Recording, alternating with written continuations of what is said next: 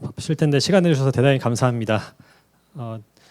오늘 저는 이제 소수주주 다수결 제도에 대해서 좀 검토해 보고 이게 왜 도입이 필요한지 그 취지에 대해서 좀 말씀드리고자 나왔습니다. 그래서 뭐 소수주주 다수결이란 뭔가 도대체 근데 아시는 것처럼 그 주주총회에서 그 뭐 한 주당 이렇게 표가 하나씩 있기 때문에 소수주주 다수결이라는 건 이제 불공평한 거 아닌가 이렇게 당연히 생각이 드실 텐데요. 근데 여기 그 굵은 글씨로 표시 드린 것처럼 어떤 특정 거래에 관해서만 소수주주 다수결을 얘기하는 겁니다.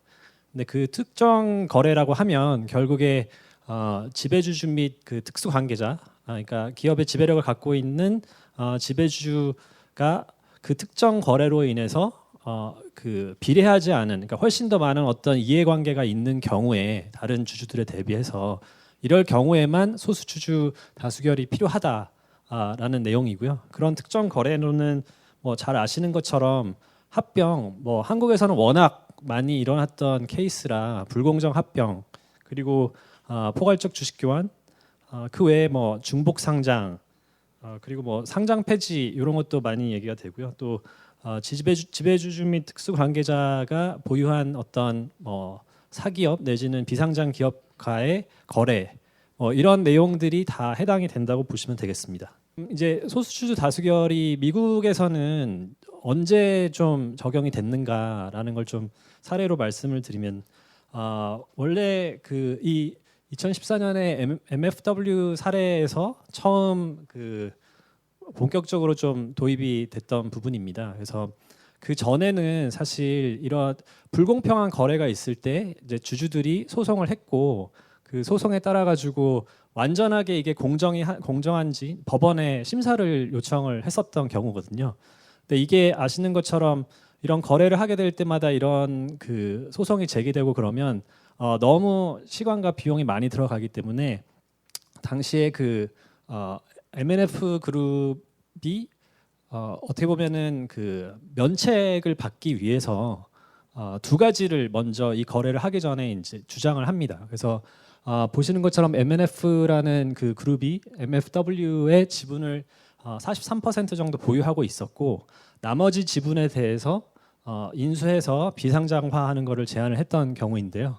그때 이쪽에서 얘기를 했던 거는 뭐 당연히 아시는 것처럼 처음에는 완전히 그 독립적인 사회이사들로 구성된 특별위원회를 이제 운영을 해서 그 특별위원회 주도로 그 거래를 한다라는 게 하나가 있었고요. 두 번째는 그리고 그것만으로는 불충분하다고 생각을 할 수 있을 테니 소수주주 다수결을 도입을 해서 그러니까 그 지배주주들을 제외한 소수주주들끼리만 어떤 그 표대결에서 다수결이 된다면 그럼 이 두 조건이 성립이 되면 경영 판단의 원칙으로 해달라라는 내용이었고요.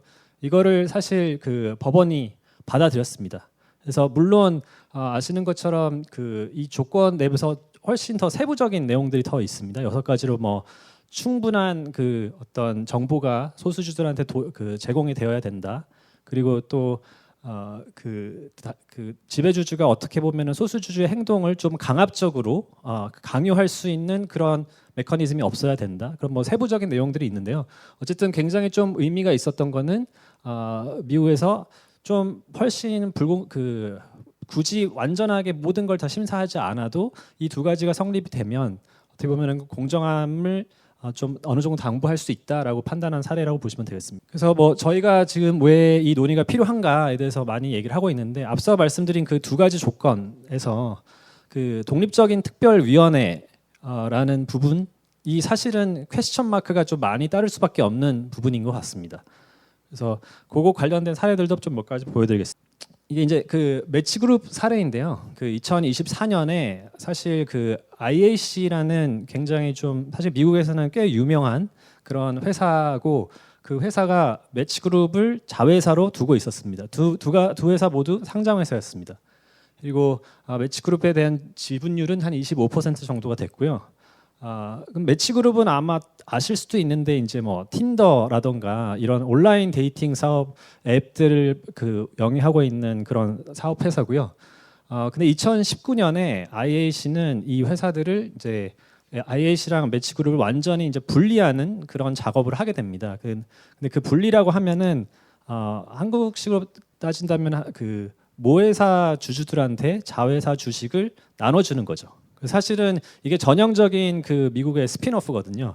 그래서 지금 보시는 모자 회사 관계도 굉장히 좀 미국에서는 드문 사례였는데 어쨌든 이렇게 분리를 하는 과정에서 IAC가 그 보유하고 있던 막대한 부채와 일부 부실 자산을 매치그룹으로 이렇게 옮깁니다. 그리고 그 상태에서 분리가 되는데요.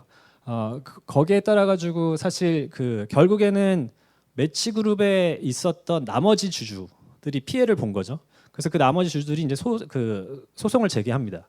그래서 뭐 결과적으로 거기 뭐 깊이 들어가지는 않겠지만 여기서 법원이 문제 삼았던 포인트는 특별위원회가 구성이 되어 있었는데 그 사회이사 3명 중에 1명이 과거 IFC의 그 CFO였고 그리고 IFC 의장과 사적인 관계를 유지해왔다는 게 이제 알려졌기 때문에 그렇기 때문에 여기서는 그 소송에서 패하고 나머지 그 소수주들한테 많이 피해 보상을 했었어야 되는 케이스입니다. 그래서 여기서 말씀드리고 싶은 거는 뭐 최근이고 미국에서 그런데 미국에서 요구하는 이 독립성이라는 게 사실 굉장히 높은 거고 이게 굉장히 어떻게 보면은 쉽지 않다 이런 케이스도 있다라는 걸 말씀드리는 거고요.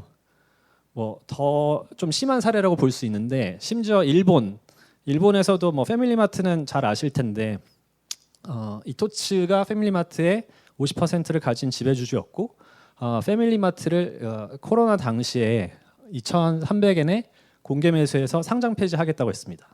근데 이 과정에서 양쪽에 당연히 특별위원회가 운영이 됐겠죠. 그리고 특별위원회는 독립적으로 제3의 평가기관에게 그 가치 책정을 자문을 했고 그 나온 게 주당 한 2,500원에서 3,040엔이었습니다. 근데 그리고 그래서 그 특별위원회는 사실 회의상에서 우리는 주당 2,800엔이 아니면은 이거를 이토츠의 제안을 받아들일 수 없게 하자라고 합의가 되어 있었던 상태인데요. 근데 웬일인지 그 이후에 이토츠가 우리는 그렇게 가격을 줄 수는 없다. 그렇지만 우리는 뭐 공개 매수하고 싶다. 이렇게 해서 특별위원회가 그냥 거기에 대해서 묵인을 하고 그냥 진행을 시켜버립니다. 그래서 실제로 이제 공개 매수 상장 폐지가 됐는데요. 이거에 나중에 이거 굉장히 부당하다라고 판단했던 그 주주들이 결국에 소송을 해서 이거에 대해서 다시 그 피해 보상을 받았던 케이스입니다. 다시 한번 말씀드리는 거는 일본에서도 특별위원회를 굉장히 독립적으로 하라라고 되어 있지만 사실 이렇게 안 됐던 케이스인 거죠. 또 변형이 있습니다. 이거 최근에 있었던 토요타 인더스트리즈 사례인데요. 이거는 결국에 이제 토요타에서 토요타 인더스트리즈를 자회사를 공개 매수해가지고 또 상장 폐지시키는 과정이었는데 약간은 다른 앵글입니다만 여기서는 자기네들 이제 MOM을 도입을 했습니다. 그래서 우리는 MOM을 할 테니까 굉장히 공정하게 하겠다라고 했는데 여기서 썼던 꼼수는 뭐였냐면은 이 토요타 인더스트리 보유하고 있는 토요타 계열사들이 많았거든요. 근데 왼쪽에서 보시는 것처럼 저 TMC 회사 그리고 아키오 토요다 그리고 토요타 부도산 이 3가지 회사만 특수관계인으로 본 거고요. 나머지 오른쪽에 보시는 알신, 덴소, 토요타 주쇼는 이해관계가 없는 제3의 그 법인으로 본 거죠. 그래서 여기를 그 어떻게 보면은 사실 여기도 제외를 하고 표대결을 했어야 그 표를 받았어야 되는데 그렇지 않았기 때문에 이제 엘리엇이라는 그 행동주의 펀드가 중간에 들어와서 이건 부당하다라고 이렇게 지적을 했던 부분입니다. 그래서 뭐 지금 일본에서 많이 일어나고 있지만 이 특별위원회가 과연 굉장히 독립적으로 운영될 수 있냐라는 거에 대해서 좀 의문점을 제시했던 사례들이고요. 그러면 이제 한국에서 이 논의가 이제 막 시작되고 있는데 왜 유독 한국에서 이제 소수주주 다수결이 좀 화두가 되고 있나? 저는 이 그림이 되게 좀 기억해야 되는 그림이라고 생각을 합니다. 뭐 어쨌든 시각적인 거가 좀 기억하기 좀 쉽잖아요. 근데 맨 왼쪽에서 보시면 이거 결국에는 그 국가별로 뭐 코스피 200이라던가 굉장히 대형 상장 그 사들을 그 중에서 가족 기업이 얼마나 되나. 근데 가족 기업의 정의는 결국에 창업자 내지는 창업자의 특수관계 법인이 그 회사의 지분율 20% 이상을 갖고 있는 경우를 얘기합니다. 그래서 맨 왼쪽 그 상단에 보시면 미국인데요. 미국은 한 6% 정도가 거기에 해당이 됩니다. 그리고 뭐 유럽은 한 14%, 그리고 일본도 4%입니다. 근데 이제 아시는 것처럼 저 왼쪽에 한국이 압도적으로 한 73%뭐 거의 다 빨갛지 않습니까? 그래서 이만큼 결국에는 지배주주가 지배를 하고 있는 나라가 한국이다. 그래서 보시는 것처럼 뭐 그 외에 좀 저희랑 비슷한 게 인도 한 51% 되고요. 그 다음이 뭐 동남아, 대만 이렇게 있습니다만 저희가 뭐 미국 사례, 뭐 일본 사례 이렇게 얘기를 많이 했는데요. 사실은 미국, 일본 이런 데 비해서 거기는 구조가 많이 생각되시겠지만 주총이라든지 이런 거에서 표가 많이 분산이 되어 있기 때문에 사실 소수주 다수결이 어떻게 보면 상대적으로 필요성이 좀 덜하지 않을까. 근데 한국은 이 구조에서 봤을 때 이게 필요할 수도 있겠구나라는 생각이 좀 아마 드실 거라고 생각합니다. 그리고 뭐 아시는 것처럼 우리나라 회사들은 이 구조가 이렇게 그 피라미드형으로 되어 있지 않습니까? 그래서 아까 전에 뭐 가장 그 창업자 가문이 지주회사에 대해서 대충 30%를 보유하고 있고 자회사, 손자회사, 그리고 뭐 증손자 회사 요것들이 다 대부분 상장이 또 많이 되어 있고 대충 한 30%씩 보유하고 있죠. 그러면 그렇게 해서 아까 전에 그 제가 말씀드렸던 73%의 그 그림이 나오는 겁니다. 이 회사들이 다 상장되어 있기 때문에. 근데 이 안에 있는 나머지 70%의 주주들 되게 많습니다. 근데 결국에 그 나머지 70%의 주주들은 결국에 이 30% 그리고 그 30% 쭉 따라보면은 결국에 저 모회사에 있는 지배 주주의 모든 영향을 다 받을 수밖에 없는 겁니다. 그게 그리고 뭐 아시는 것처럼 우리나라의 그 지배력이 이제 지분율로 봤을 때 한 30-40%이기 때문에 굉장히 높은 편입니다. 그래서 뭐 이 외에도 그리고 이걸로 인해서 좀 폐해가 드러난 게 그동안에 이제 코리아 디스카운트라고 생각합니다. 저희가 뭐 한 30-40년 동안 뭐 굉장히 많은 사건 사고들이 있어서 어느 정도 인지는 하실 거라고 생각을 하는데 이게 쭉 단편적인 게 아니라 계속 연결돼 왔던 사건들인 것 같고요. 그리고 뭐 이거의 그 주주의 입장에서는 이거를 이제 소송으로 어떻게 좀 해보겠다라고 하는데 사실 시간과 비용이 이제 너무 많이 들 거고요. 그리고 이것과 관련된 판례가 지금 굉장히 좀 부족한 상황입니다. 그리고 또 한국에는 뭐 완전하게 공정 심사를 하자라고 했을 때 디스커버리 제도가 없기 때문에 결국에 소송을 하는 소수주주가 다 입증을 해야 되는데 그걸 또 어떻게 지금 할 수 있는 방법이 없고 그리고 또 그렇다고 전문성을 가지고 있는 상사 전문 법원이 없고 그리고 뭐 대만은 그러면 이제 투자자 보호를 위해서 투자자 보호센터가 소수주주를 대신해서 소송을 해주는 역할도 하고 있는데 뭐 그런 기관도 없습니다. 그래서 뭐 그런 상황에서 그러면 뭘 할 수 있을까? 네, 그리고 아까 전에 보셨던 것처럼 인도가 저희랑 그나마 좀 비슷한 것 같지 않습니까? 근데 인도에서는 그래서 소수주주 다수결을 시행을 하고 있습니다. 그래서 2009년에 결국에 뭐 지배주주가 그 대형 IT 기업의 회사 자금을 특수 거래로 인해 가지고 이렇게 빼내다가 스캔들이 발생해서 굉장히 좀 중대한 특수 관계인 거래나 이런 부분들에 대해서는 아예 그 소수주 다수결 제도를 법제화를 한 부분이고요. 그래서 이렇게 도입이 되면서 뭐 일부 그 세계은행 같은 기관에서는 그 글로벌 소수주주 보호 부분에서 좀 높은 평가를 주기도 했습니다. 근데 뭐 마찬가지로 이제 중복 상장 같은 경우에는 인도에서도 소수주주 다수결 대상이 아니거든요. 그래서 중복 상장이 좀 있습니다. 우리나라는 한 20% 정도 있는데 인도에서는 한 5% 정도 있고요. 그 중복 상장된 케이스의 디스카운트는 뭐 우리나라랑 비슷합니다. 뭐 한 70% 이렇게 된다고 보시면 되겠습니다. 일본은 다시 좀 돌아가서 말씀을 드리면 일본에서는 그 소수주주 다수결은 뭐 법제화가 되어 있거나 그런 사항은 아닙니다. 근데 아까 전에 말씀드린 것처럼 굉장히 그 좀 아무래도 논란의 소지가 있고 향후에 소송에서 좀 책임을 부담하지 않기 위해서 강력하게 좀 권고되는 게 이제 소수주주 다수결 제도라고 보시면 되겠습니다. 그래서 뭐 사례로 좀 말씀을 드리겠습니다. 그 일본에 최근에 멘덤이라는 회사가 있는데요. 아마 남성분들은 좀 아실 수도 있는데 그 저희 편의점 같은 데 가면 그 젤이나 왁스나 이런 걸로 유명한 그 화장품, 미용 이런 거 남성 쪽으로 유명한 회사거든요.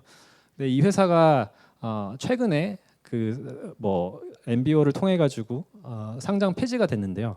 처음에 창업 가문이 글로벌 P랑 그 당시에 시가보다 한 30% 프리미엄인 주당 1,960원을 제시를 했습니다. 근데 창업 가문 지분율이 한 13% 정도 됐거든요. 그래서 그렇게 제외했는데 소수주들이 굉장히 반발을 한 거죠. 일단 이 가격에 불만이고, 그리고 왜 이런 중요한 거래에 MOM을 누락했냐라고 해서, 그래서 결국에 맨더맨 특별위원회는 그 MOM을 달성하는, 그러니까 그 13%를 제외한 나머지에 대해서 이 공개 매수에 과반이 응하는가를 그 기준으로 삼았고요. 그래서 결국에 그 조건을 만족을 하기 위해서 소수주들이 그 한 3번 정도 반대를 했고, 최종적으로 그 초기에 제시됐던 1960엔에 비해서 훨씬 높은 3,105엔으로 타결이 됐습니다. 그래서 뭐 MOM이 없었다면 어떻게 됐을지 한번 생각해 보시면 될 것 같아요. MOM이 없었다면 그냥 원래 제시했던 2,000엔에서 강제로 축출이 당하거나 뭐 이랬을 가능성이 굉장히 높은데, MOM이라는 기준이 있었기 때문에 이게 제 가격을 찾을 수 있었던 거고요. 마찬가지로 그 패시픽 인더스트리얼이라는 또 일본 회사 사례인데요. 뭐 비슷한 내용입니다. 그래서 처음에 40%의 프리미엄을 주고 우리가 그 창업자 가문이 SPC를 통해 가지고 그 공개 매수해서 상장 폐지하겠다라고 했는데, 결국에 그리고 이때는 좀 신기한 게 그 특별위원회가 근데 그렇게 하려면은 MOM을 해야 된다라고 아예 요구를 했어요. 그래서 그건 좀 굉장히 바람직한 상황인 것 같고요. 그래서 근데 뭐 이게 보시는 것처럼 한 9번을 공개 매수를 했거든요. 왜냐하면 그 정도 해서 결국에 소수주주를 충분히 보호하고 충분히 납득을 시켜가지고 최종적으로는 뭐 최초가보다 한 50% 인상된 3,000엔으로 타결이 또 된 상황입니다. 인도 사례입니다. 그래서 인도의 그 레이몬드라는 회사 같은 경우에는 지배주주가 레이몬드라는 회사가 뭄바이의 어떤 초고층 고급 주거용 빌딩을 4채 보유를 하고 있었는데요. 이거를 지배주주 가문한테 매각을 하는 안건이 상정이 됐는데, 매각 가격이 당시 시가의 10분의 1도 안 되는 가격이었습니다.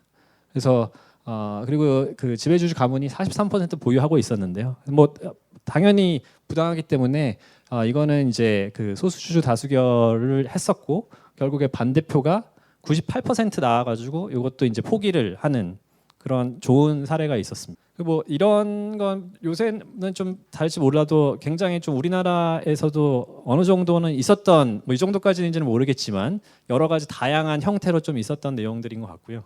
오히려 그 MOM이 기업들을 방어해 준 경우도 있습니다. 그래서 ICIC 증권 그리고 ICIC 은행, 인도에서 굉장히 큰 은행 금융사 중에 하나인데요. 이 금융사가 ICIC 증권을 75% 보유를 하고 있었는데 그 자회사, 결국에 그 자회사를 다 100% 그 소유를 해서 비상장화한다는 그런 취지였고요. 인도는 이때 이제 특별 규정에 따라서 과반이 아니라 이제 소수주주의 3분의 2가 찬성을 해야지 되는 경우였어가지고요. 그때 이제 소수주주들이 찬성을 72% 해서서 이게 됐습니다. 근데 또 일부 소수주주가 이거 너무 뭐 교환 비율이 안 좋다라고 소송을 했는데, 결국에 그 소수주주들이 과반 내지는 3분의 2 이상 투표를 했기 때문에 법원에서는 그 다른 소수주주들이 제기한 소송을 기각을 했습니다. 그리고 뭐 인도 같은 경우에는 또 보니까 그 경영진 보수를 책정을 할 때 그때는 소수주주 그 다수결이 이제 굉장히 큰 금액이 아니면 소수주주 다수결이 도입이 안 되지만 그게 그 승인이 나려 그러면은 그 75% 이상의 찬성을 받아야 되거든요. 그래서 그것도 굉장히 높기 때문에, 기준이 높기 때문에 이런 뭐 인도에서도 아마 지배주주들이 뭔가 이렇게 사익을 추구하는 경우들이 많았기 때문에 이런 특별 제한들이 있었던 것 같습니다. 그래서 뭐 보셨던 것처럼 뭐 마지막으로는 저는 뭐 개인적으로 코리아 디스카운트를 위해서 이 소수주주 다수결이 도입이 돼야 된다고 생각을 하고요. 그 이유는 앞서 제가 보여드렸던 그 그림, 그 그림이 굉장히 좀 직관적으로 와닿으실 수 있을 거라고 생각합니다. 그리고 그 동안에 그 폐해를 시장에서 많이 겪었던 바이고요. 그리고 그래서 결국에 한국은 지배주주 지배력이 굉장히 다른 나라에 비해서 압도적이기 때문에 이런 뭔가 정말 그 효과가 있을 수 있는 소수주주 보호 방안이 필요하고, 그리고 그 아까 전에 말씀드렸던 독립적인 특별위원회, 저희가 아까 전에 봤던 그리고 그 그림 내에서의 지분율 이런 걸 생각을 했을 때 과연 이 사회가 정말 독립적으로 될 수 있겠나에 대한 의문을 가지는 건 좀 당연하다고 생각을 하고, 그럼 그거를 보완하기 위해서는 결국에는 뭐 형태는 어떻든 간에 이제 소수주주 다수결이 꼭 필요하다라는 게 제 생각입니다. 감사합니다.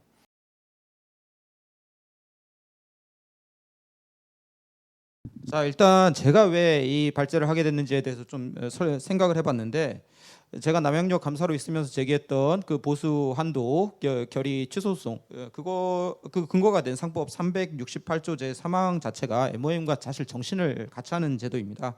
이해관계 있는 사람이 결정권자가 되어서는 안 된다. 이게 사실 사회적으로도 굉장히 많은 곳에 적용되는 원리예요. 보편적으로. 예를 들어 법원도 제척이 있고 기피도 있고 하잖아요.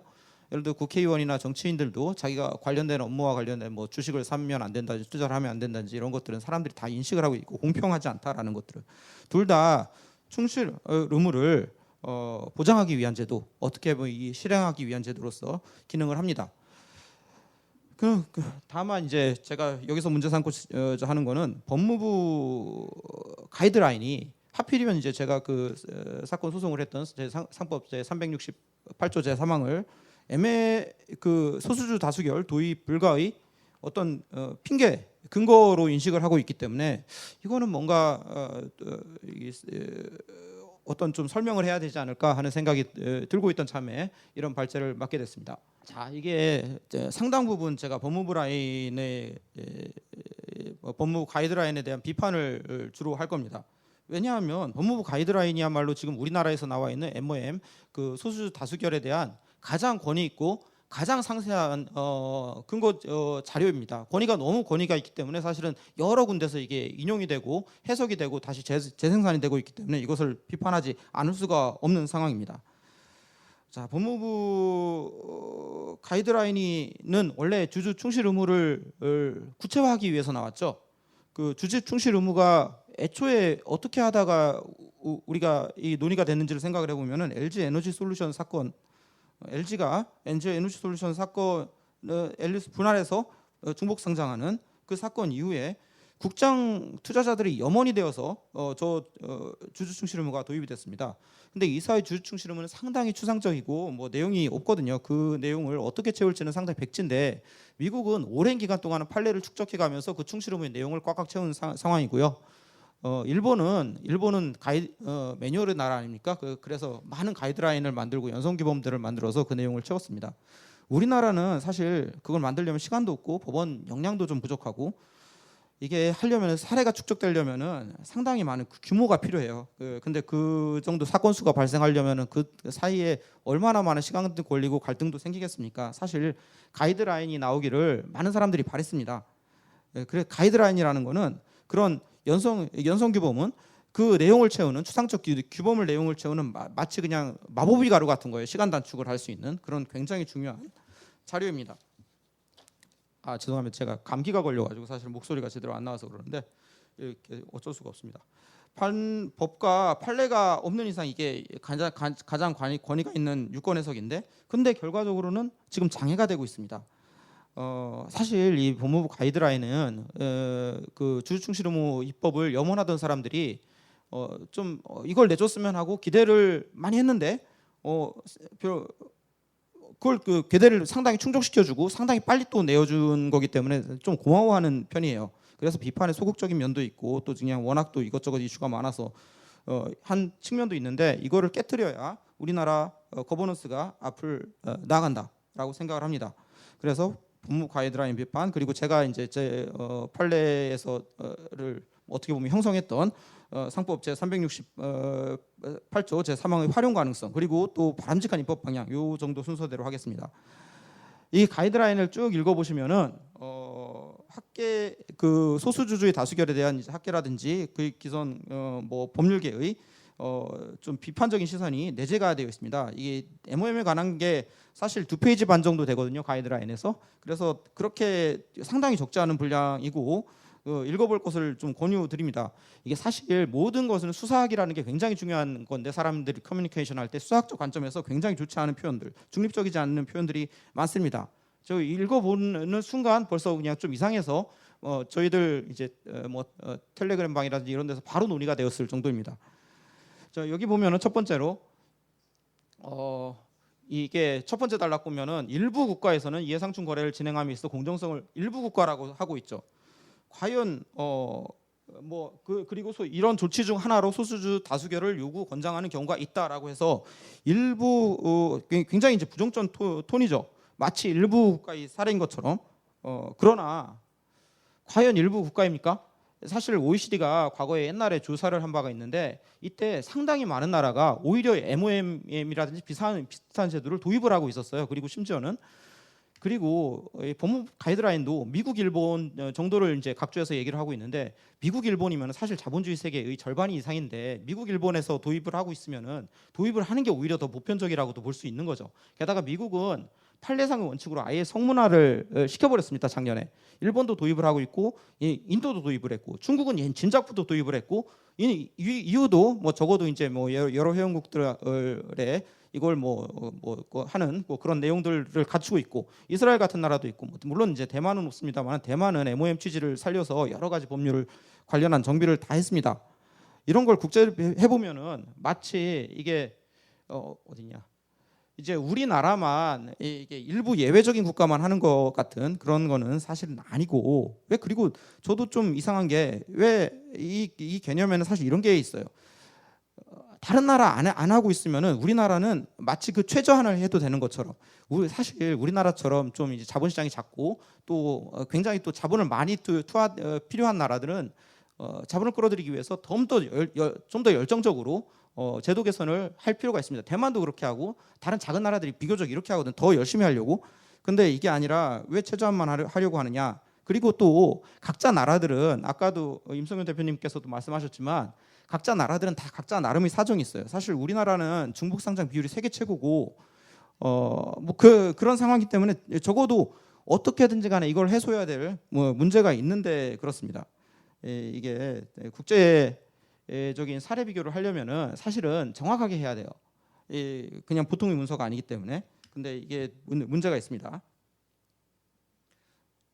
그 다음으로 이게 사실 하나하나 다 문제가 있는데, 부작용 내지 일반성, 여기 보면은 다음과 같은 문제점 내지 부작용을 고려하면 일반적인 공정성 강화로 하면 어렵다 이런 식으로 되어 있잖아요. 그냥 이것도 사실 누가 그러면은 일반적인 공정성 강화 조치로 이걸 다 일률적으로 도입을 해야 된다, 이렇게 사실 주장하는 사람들은 소수주 다수결 도입을 주장하는 사람들 중에서도 거의 없을 거예요. 제가 본 바로는 MOM 찬성론의 주장은 일부 큰 거래, 예를 들어 계열사 간 합병이라든지 포괄적 주식 교환이라든지 인적 분할, 물적 분할, 중복 상장, 이런 문제에 대해서 제한적으로 적용을 하고, 그것도 임의적으로 적용을 하고, 미국처럼 그 안전항으로서 기능을 하도록 하자는 게 일반적인 도입론의 일반적인 취지입니다. 근데 마치 그냥 이렇게 하면은 이런 게 자칫 그냥 예를 들어 논리야 놀자 이런 데 가면은 다 안 되는 논리잖아요. 그냥 이게 상대방을 허수아비처럼 그냥 이렇게 만들어 놓고 해버리는 그런 잘못된 문법을 왜 이렇게 국가가 하는 권위 있는 문서에서 쓰고 있는지 저는 이해가 안 됩니다. 다음으로 계속 읽어볼 텐데, 이걸 보면은 이걸 하면은 일부 주주들이 지분적 권리에 비해서 불비례적으로 큰 힘을 행사하게 돼서 주주평등 원칙에 반하는 측면이 있다는 겁니다. 사실 주주평등의 원칙에 반한다 이렇게 써버리면은 이게 주주평등 원칙 뭔가 엄청나게 나쁜 제도인 것처럼 느껴지기 때문에 이거를 감히 이걸 나아가려고 할 수가 없어요. 굉장히 강한 표현이고, 사실 정확히 말하면 MOM이 주주평등 원칙에 반하는 제도입니까? 주주평등의 원칙이라는 거는 주주들 간의 그 비례적인 이익을 지켜내기 위한 수단이에요. 어떤 형식적 평등이 중요합니까? 실질적 평등이 중요합니까? 그 평등을 깨는 절차가 아니라 평등을 실현하기 위한 절차거든요.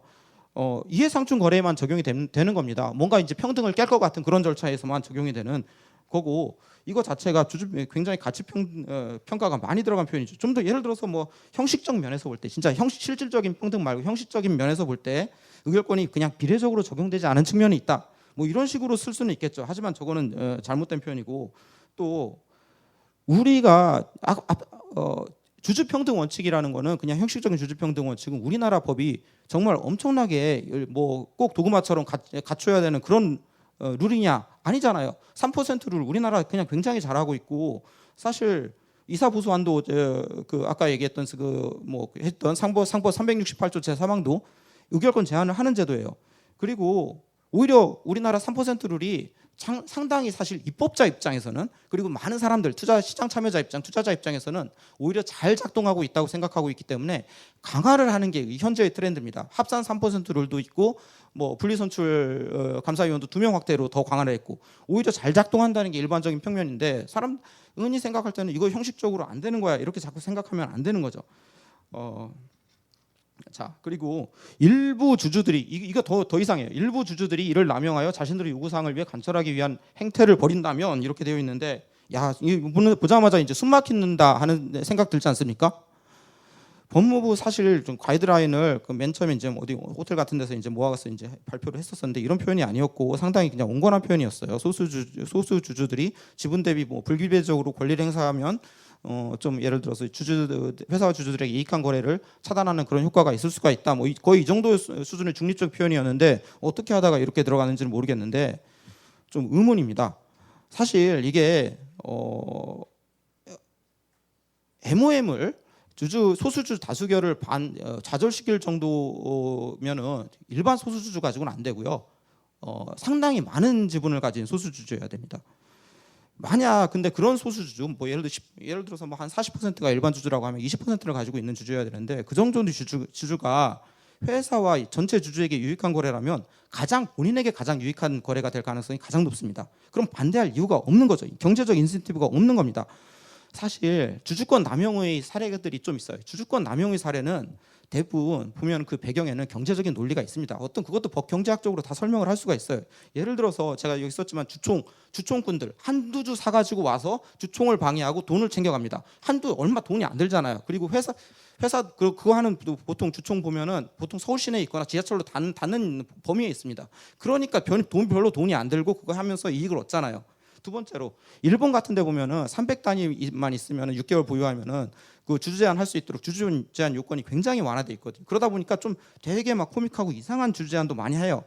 자기 또 나름 그렇게 하면서 회사 굴리고 불링하면서 재미도 좀 느끼는 그런 요소들이 있는데 사실 이건 뭐 투자한 것보다 더 큰 효용을 느끼니까 그러는 건데 이게 경제학적 논리 때문에 이게 불가능합니다. 사실 우리나라도 많은 소수주권에서 이런 생각을 하고 있어요. 주주 제한권 행사하려면 기본적으로 3% 이상 가지고 있어야 되는데 이런 문턱 같은 것들을 두는 기본적인 이유는 이런 거 하지 말라는 거잖아요. 당연히 문턱 설정이 다 이유가 있는 건데 괜히 이런 생각을 예를 들어서 어떤 생각 뭐 나쁜 사람들이 나타나가지고 나쁜 짓을 할 거야 이런 생각을 할 거면은 그건 이제 악인이잖아요. 말하자면 순수 악인을 이렇게 생각을 하면 안 돼요. 경제학적에서 돈을 벌려고 하는 건데 이거는 사실 헐리우드 영화에서도 순수 악인은 잘 안 나오고 다 그걸 이렇게 개연성을 설명을 하잖아요. 개연성을 설명을 해야 됩니다. 억제 반대 주주가 사익을 어떻게 그리고 그렇게 해서 반대를 했어. 그럼 사익을 그러면 어떻게 수령합니까? 수령할 경로 자체가 없습니다. 이게 보통 지배주주는 왜 불비례적인 저런 행동을 하느냐? 자기 그런 거래 자체가 사실 사익 추구의 방편이에요. 그냥 뭐 불공평한 합병을 하면 자기 지분이 늘어나요. 소수 주주는 그렇게 나 반대 이렇게 하면은 그럼 어떻게 그거 하면서 이제 협상을 해서 어떻게 돈을 받을 건데요? 그거 배임입니다. 배임이고 그거 드러나는 순간 사실 사회적으로 매장이 되는 거기 때문에 아예 불가능한 행위예요. 그러니까 자기 머릿속으로 생각을 하지 말고 이게 중요한 문서니까 게다가 이런 걸 하면 안 돼요. 그린메일 같은 것들이 굉장히 어려운 것들이 이게 실제로 하면은 사회적으로 매장당하기 때문에 그렇습니다. 죄송합니다. 안 써도 되지만 그 뭐 굳이 저런 뭐 이런 행위 같은 것들이 있을 것 같다 이런 표현을 쓴다면 훨씬 더 중립적인 표현을 쓰는 게 맞지 않았나 하는 생각이 들고 그리고 자기 머릿속에서 이제 생각한 거를 그냥 바로 글로 옮기지 말고 검증을 많이 거쳐야 돼요. 그리고 이것도 문제입니다. 주주총회를 소집한 다음에 이렇게 할 수밖에 없다. 지배주주가 의결권 행사를 포기하거나 중립투표를 하거나 나는 기권하거나 아니면은 그냥 뭐 중립 하여튼 뭐 이것도 첫 번째로 의결권을 포기하거나 그럼 중립투표하는 방법밖에 없냐? 이게 틀린 부분이에요. 그냥 아까는 뉘앙스 문제고 어떤 수사학적 문제였지만은 이거는 그냥 틀린 겁니다. 아예 틀렸어. 그러니까 말하자면은 일국에 그래도 우리나라 정도 되는 중요한 나라의 법무 가이드라인이 틀리면은 이게는 안 돼요. 이게 수정이 필요하고 미국에서 MOM 할 때 그러면은 그냥 의결권 행사 안 합니까? 미국에서 의결권 행사를 다 하고 정상적으로 주총 결의도 다 거치고 의결권 포기하는 게 아니고 찬성표 다 던지고 그런 다음에 MOM은 세는 겁니다. 세는 거. 그 집계를 그냥 별도로 하는 거예요. 그러니까 나무 지배주주 것들 뺐더라도 이건 가결됐다 안 됐다 이런 걸 판단하는 거지. 애초에 누가 이거 이런 식으로 합니까? 결의는 그러면 불가능합니까? 두 번째로 특별결의, 보통결의 요건 충족 자체가 원칙적으로 불가능한 경우도 많을 것이다. 불가능한 게 아니라 결의는 통상적으로 왜냐하면 지배주 다 행사하기 때문에 보통결의든 특별결의든 의사 다 정상적으로 다 합니다. 정적수 요건을 다 충족을 하고 다만 집계만 별도로 하는 겁니다. 델라웨어 이제 작년에 성문법화된 델라웨어 144조도 그 이해관계 없는 주주의 던져진 표, 투표한 표라고 하고 있어. 투표한 표가 이렇게 될 경우, 그러니까 투표한 표만 이제 센다는 얘기예요. 그러니까 이게 아예 이제 아까는 다르게 한 경우고 이거를 그리고 특별히 그리고 많은 나라들이 이렇게 집계를 그리고 마지막으로 집계만 아니라 요거를 입법으로 하면 되죠. 의결권 행사 이렇게 하는 게 아예 불가능하냐? 입법을 하면 충분히 가능하고 어떤 나라들은 실제로도 이게 집계만 달리하는 이런 미국 형식 이런 게 아니라 의결권 행사를 아예 그냥 뭐 제한하는 그 경우도 입법 내적으로는 충분히 찾을 수가 있습니다. 자, 이런 문제가 있으니까 이 틀린 말을 했기 때문에 어떤 게 문제냐 하면은 벌써 법무부에서 얘기했던 거랑 다른 사례가 나오고 있어요. 이걸 덕산 하이멘탈 사례인데 최근에 여기 보면은 여기 써 있잖아요. 다수 소수주의 동의를 의미하는 이른바 MOM 개념을 못 놓고 보더라도 충족하는 수준의 찬성률을 확보했다라고 이제 본인이 설명을 하고 있습니다. 이게 주총에서는 안건이 다 가결됐고 정상적으로 됐고 아무 문제 없고 다만 집계만 이렇게 해보더라도 MOM 기준을 충족했다. 그러니까 법원도 법원이래. 그 거래소도 중복상장 심사에 있어서 이것들을 감안해 달라라고 얘기를 하는 거잖아요. 우리 MOM이라는 거는 기본적으로 안전항, 세이프 하버로서 역할을 하는 거죠. 내가 이런 건 면책을 받고 싶다, 좀 디펜스 하고 싶다라고 할 때 기능하는 건데 정확히 그 기능을 하고 수행을 하고 있습니다. 내가 중복상장 하고 싶은데 많은 사람들이 이거 찬성해줘요. 나는 지금 주주 충실 의무를 다 했어요 하면서 거래소에 갖다 설명을 하는 기능을 정확하게 하고 있잖아요. 미국 판례와 같은 모양새를 그냥 시장에서 취하고 있습니다. 지금 법을 하나도 개정을 안 했는데. 그럼 이것도 그렇고 중복 상장을 흔히 생각할 때 중복 상장을 일반 주주들이 그냥 100% 반대를 하고 무조건 그냥 막 주주들이 목리를 부릴 것이라 생각을 하느냐? 주주들도 돈을 벌려고 하는 건데 왜 목리를 부립니까? 그렇지 않다는 게 자기 보면은 여기 명확하게 사례로 나오잖아. 덕산 하이메탈 사례로. 실제로 과거에는 오히려 그냥 중복 상장 우리 자회사 상장 합시다 이렇게 하는 경우도 굉장히 많았어요. 문제는 뭐냐 하면은 LG 엔솔 이후에 사람들이 커다란 충격을 받은 거죠. 이게 LG화학 가치가 보유하고 있는 LG엔솔 주식 가치보다 아무리 너무 심하게 디스카운트가 되어도 이게 괴리가 좁아지지가 않는구나. 그 괴리가 좁아질 때는 적어도 그러면 이사들이 주주 충실 의무에 맞게 뭔가 자회사 지분을 일부 매각한다든지 아니면 매각해서 그 재원을 자사주 매입을 한다든지 이런 방식으로 그걸 좁게 하기 위한 어떤 행동을 해야 되는데 그런 보호가 전혀 안 되는구나라는 걸 생각을 하니까 이걸 중복상장을 그럼 누가 하겠습니까? 그냥 누가 찬성을 하겠어요? 그러니까 이런 사례를 보고 나면은 더 이상 무서워서 중복상장을 또 이제 할 수가 없게 되는 그런 문제점이 있는 거지. 이거 그냥 일반적으로 이렇게 할 수가 있습니다. 이것도 보면 덕산 하이메탈 그냥 다 정상적으로 다 결의가 승인되었다고 결의 충족 요건으로 가결이 되었잖아요. 자, 이렇게 자꾸 이제 완전히 틀린 주장을 하는 이유에 대해서 저도 고민을 해봤는데 사실 저는 일본에 대해서 투자도 하고 있고 공부를 계속 하고 있기 때문에 저런 이제 가이드라인들을 좀 자주 읽어왔어요. 그래서 가이드라인 보자마자 이제 형식이라는 게 있다. 여기 누가 썼는지가 나올 텐데 누가 썼는지를 보자. 참여한 사람들이 사실 일본 사람 가이드라인 보면 엄청 많이 나오거든요. 참여한 사람도 나오고 상당히 오랫동안 그럼 회의한 것도 나와요. 회의를 몇 번씩 해요. 회의를 하고 강독회를 하고 읽고 막 이게 공개적으로 의견도 듣고 그 공개 의견에 대해서 답변도 하고 막 이러거든요. 여기 보면은 이게 공개 의견이고 이게 64페이지까지 쭉 이어지는 공개 의견인데 여기에 답변단 흔적이에요. 이런 것들이 성실하게 다 답변을 달고 합니다. 그리고 이 참석한 사람들도 학계에만 있는 것들이 아니라 예를 들어서 아예 직책 자체가 인게이지먼트 부서인 사람들이 있어요. 그냥 인게이지먼트 부서인 사람들까지 다 모아가지고 지금 회의를 하고 있기 때문에 이게 틀릴 가능성이 없다. 라고 생각을 합니다. 그런데 이게 아니 뭐 있더라도 상당히 그리고 중립적인 결국 결과적으로는 중립적인 방향으로 가는 거죠. 근데 이게 생각을 해보면은 이렇게 했다고 나와 있는 기사를 보고 저도 이제 게다가 이때 발표한 자료 보면은 이 정도까지 뭔가 적대적인 느낌의 수사학적 표현들이 잘 없었기 때문에 상당히 그냥 뭐 게다가 또 고마웠죠. 왜냐하면 바로 이게 내주니까 이게 우리나라 진짜 빨리 하는 것들은 좋은데 이걸 한 2개월 만에 이게 홈페이지 통해서 배포가 됐는데 이런 흔히 일본의 그 연성규범에서 볼 수 있는 그런 여러 가지 형식적인 요소들이 그냥 아예 없다라는 이상한 생각이 들었습니다. 상당히 그리고 이분들이 여기에 이렇게 참석했다고 나오는데 이분들이 그러면 작성한 분들이냐? 그 사실 어떤 문서라는 거는 중요한 문서라는 건 책임자가 중요한 거잖아요. 지금 이분들이 그냥 거기에 참석했다는 건 알겠는데 제가 블레임도 못 하겠는 게 이분들이 그럼 작성을 했냐? 모르겠어요, 솔직히. 그래가지고 말을 할 수가 없는 상황입니다 지금. 자 그리고 계속 이제 이어가다 보면은 미국 우리나라 델라웨어나 일본은 의결권을 제한하지 않는다. 여기서는 또 정상적으로 쓰고 있죠. 의결권 제한하지 않습니다. MOM 원래 의결권 제한 안 하는 게 더 일반적이에요. 뭐 하는 데도 있지만 우리나라 상법은 이를 제한하니까 저희 여기서 바로 이제 아까 그 상법 363조 나오고 있죠. 이것 때문에 이것 때문에 하여튼 불분명해서 뭐 도입을 하기 어렵다라고 되어 있는데 이 상법 368조 제3항은 의결권 제한하는 강한 조치고 이거 사실 일단 기본적인 드는 의무는 더 강한 조치 때문에 더 약한 조치를 할 수가 없냐라는 생각이 들어요. 예를 들어서 살인자만 지금은 다 사형제도만 있기 때문에 징역형은 도입을 할 수가 없습니까? 세상에 그런 일은 잘 없고 어떤 게 강제적인 게 있으면은 그 유연한 다른 뭐 임의적인 제도를 도입할 수 있는 거는 당연히 가능한 거죠. 그리고 상법제 363조 제3항은 MOM이랑 정신은 공유하지만 배경 자체가 다르고 독일 막 유래 같은 것도 좀 다 다릅니다.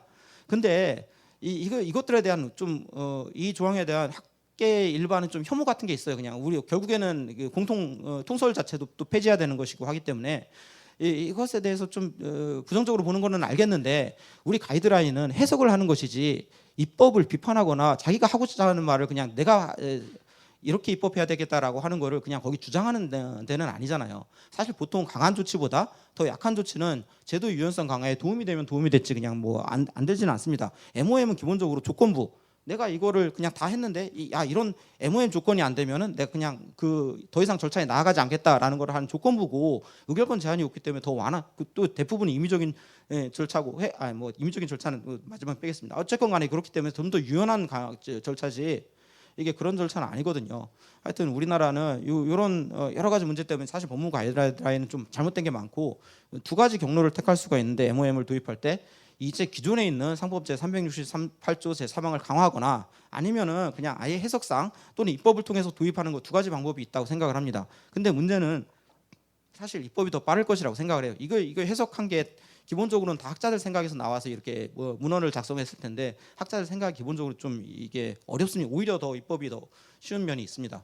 자 그리고 이게 여기 보면은 이것도 좀 이상한 대목이죠. 주주총회는 본법 및 정관에 정하는 사항에 한하여 결의할 수 있다라고 하고 있는데 하고 규정하는데 결의 사항이 아닌 경우는 소수주 다수결을 못하니까 이게 안 되겠다라고 하는데 사실 우리나라 최근 올해 주주총회도 나왔지만 가비아 등 아예 그냥 공고적 주주 제한처럼 주총 결의 사항이 아닌 경우도 실제로도 주주 제한도 하고 또 주총에서 결의도 하고 있거든요. 그래서 첫 번째로 그게 문제고 사실 MOM은 어느 정도는 임의적인 절차이기 때문에 이런 주총 결의 사항이 아니더라도 할 수가 있어요.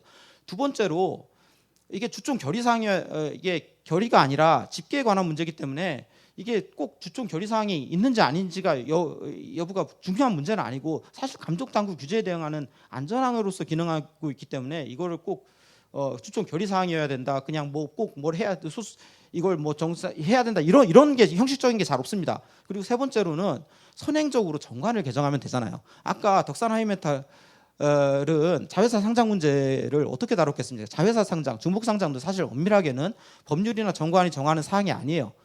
그럼 어떻게 했냐 하면은 그 앞에 정관에도 그럼 법이나 정관이라고 되어 있으니까 정관을 먼저 개정하면 돼요. 선행으로 정관을 개정해서 우리 이거 가지고 자회사 상장 승인 절차에 대해서 한번 물을 수 있는 그런 것에 대해서 그냥 정관을 개정해 버리면은 아무 절차적인 문제가 없습니다.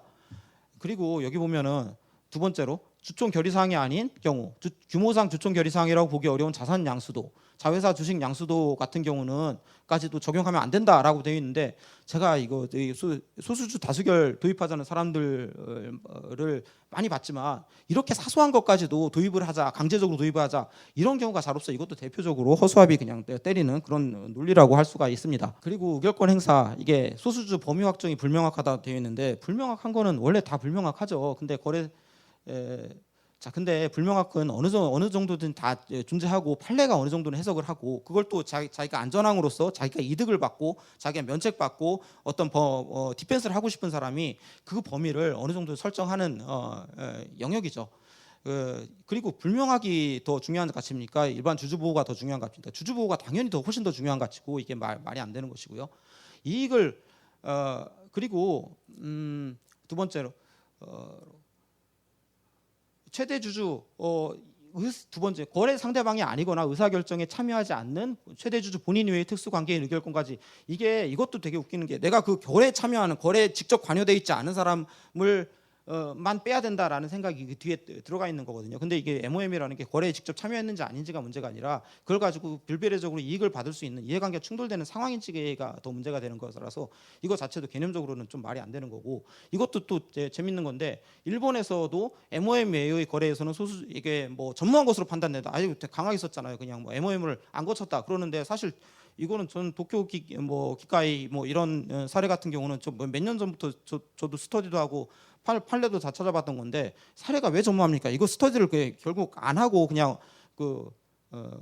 허술하게 가이드라인을 쓰니까 저런 표현이 나오는 거죠. 이게 물론 도쿄 기카이 건이 그렇게까지 뭐 바람직한 건은 아니고, 이게 실제로는 MOM 이게 신문사들 신문 인쇄해 주는 데거든요. 그러다 보니까 상호주도 엄청 많고, 그래가지고 실제로 MOM 범위를 잘못 좀 그냥 너무 느슨하게 설정하고 그런 게 있어서 좀 그렇게 했는데, 어쨌건 간에 일본도 이걸 어떤 경우냐 하면은 포이즌필을 도입할 때 MOM을 가지고 물었던 경우입니다.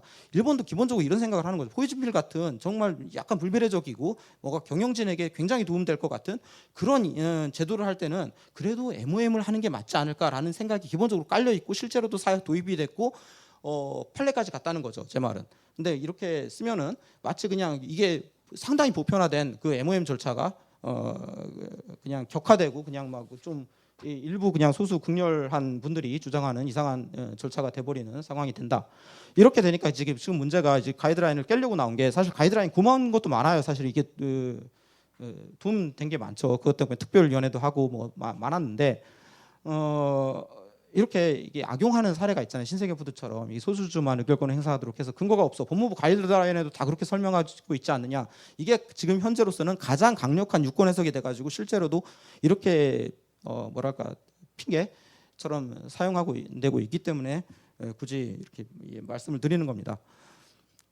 자, 두 가지 방법이 있는데, 상법제 368조 요거를 가지고 잘 이용을 해보는 방법. 기존에 이제 법이 있으니까, 게다가 남양nhập 사건도 있었고, 두 번째로는 최근 보면은 발행 주식 총수에서도 이걸 빼야 된다. 그래서 그냥 어떤 의사 종족수 충족 면에서도 훨씬 더 이제 합리적인 그런 상황이 됐습니다. 그리고 이게 우리는 의결권 제한이 굉장히 여러 곳에 있어요. 그리고 아까 우리나라만큼 지금 예제 지배주주의 어떤 사익 추구 거래가 많고 또 중복상장 많고 이런 나라가 잘 없는데, 왜 자꾸 다른 나라를 지켜봅니까? 다른 나라는 그런 문제가 없으니까 그렇고, 우리나라도 이 정도 사이즈가 됐고 했으면은, 우리나라 문제는 우리나라 스스로 탐구를 해가지고 실제로 결정을 해서 입법을 할 수 있는 그런 정도 역량은 있는 나라라고 생각을 하고, 지배주주 존재하고, 중복상장 세계 제일이잖아요, 사실. 뭐 언론 보면은 이제 18% 정도 이제 있다라고 되어 있는데, 저희 포럼이 최근 들어서 그냥 뭐 자체적으로 조사를 해보니까 30%가 넘게 나와요. 그 30%가 어떤 30%냐 하면은 지배주주가 지배력으로 쓰는 30%이기 때문에 무진장 중요한 30%인 거거든요. 그러니까 중복상장 비율이 굉장히 심각한 겁니다. 거수기 문화, 사실 특별위원회 이게 잘 작동을 안 하는 게, 우리나라 그냥 웬만하면 거수기고 사실 좋은 게 좋은 거라고 해가지고 인정을 해주는 그런 문화가 있기 때문에, 사실 특별위원회가 잘 작동을 안 하고, 외국은 그 어떤 평판 같은 걸 할 때 정확하게 쓰잖아요. 근데 우리나라는 그런 게 안 되기 때문에 사실 어렵습니다. 사실 요게 최근에 니케이에서 나온 기사인데, 저희 포럼에서 많이 발표를 해주신 고다이라 기자분께서 쓰신 기사인데, 여기 보면은 주주 충실 의무에 관한 게 나와요. 주주 충실 의무, 이사의 주주 충실 의무 입법하자고 할 때 얼마나 많은 비판이 있었냐면은, 미국, 일본에 특히 일본에 그런 거 없다, 조문이 없다라고 해가지고 비판 되게 많았었잖아요. 그런데 여기 기사의 내용에 뭐가 나오냐 하면은 한국에 이걸 도입을 했더니 기가 막히다 하면서 일본도 도입을 하자라는 게 여기 일본 대웅로폰 변호사가 이 기사 내에서 직접 설명하고 있는 거예요. 우리나라가 오히려 더 앞서 나가고 있고 일본이 더 따라오고 일본도 이거 배우자라고 하는 겁니다.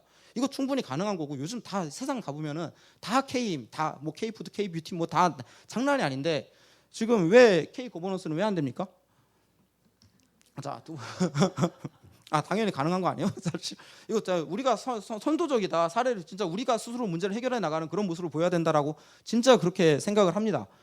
의사 종족수 문제가 근데 이게 여러 가지 뭐 시간도 뭐 부족하고 하니까 하여튼 이게 368조를 하는 게 여러 가지 뭐 문제점도 있는데 사실 가장 기본적으로는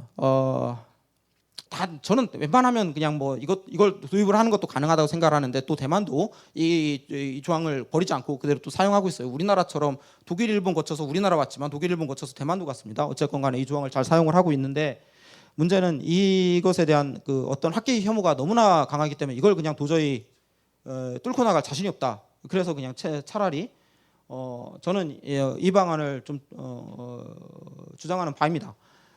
애초에 규정 자체가 없으니까 아까도 보면은 이제 덕산 하이메탈이라든지 최근에 보면은 또 어디였죠? 하나 더 생겼었는데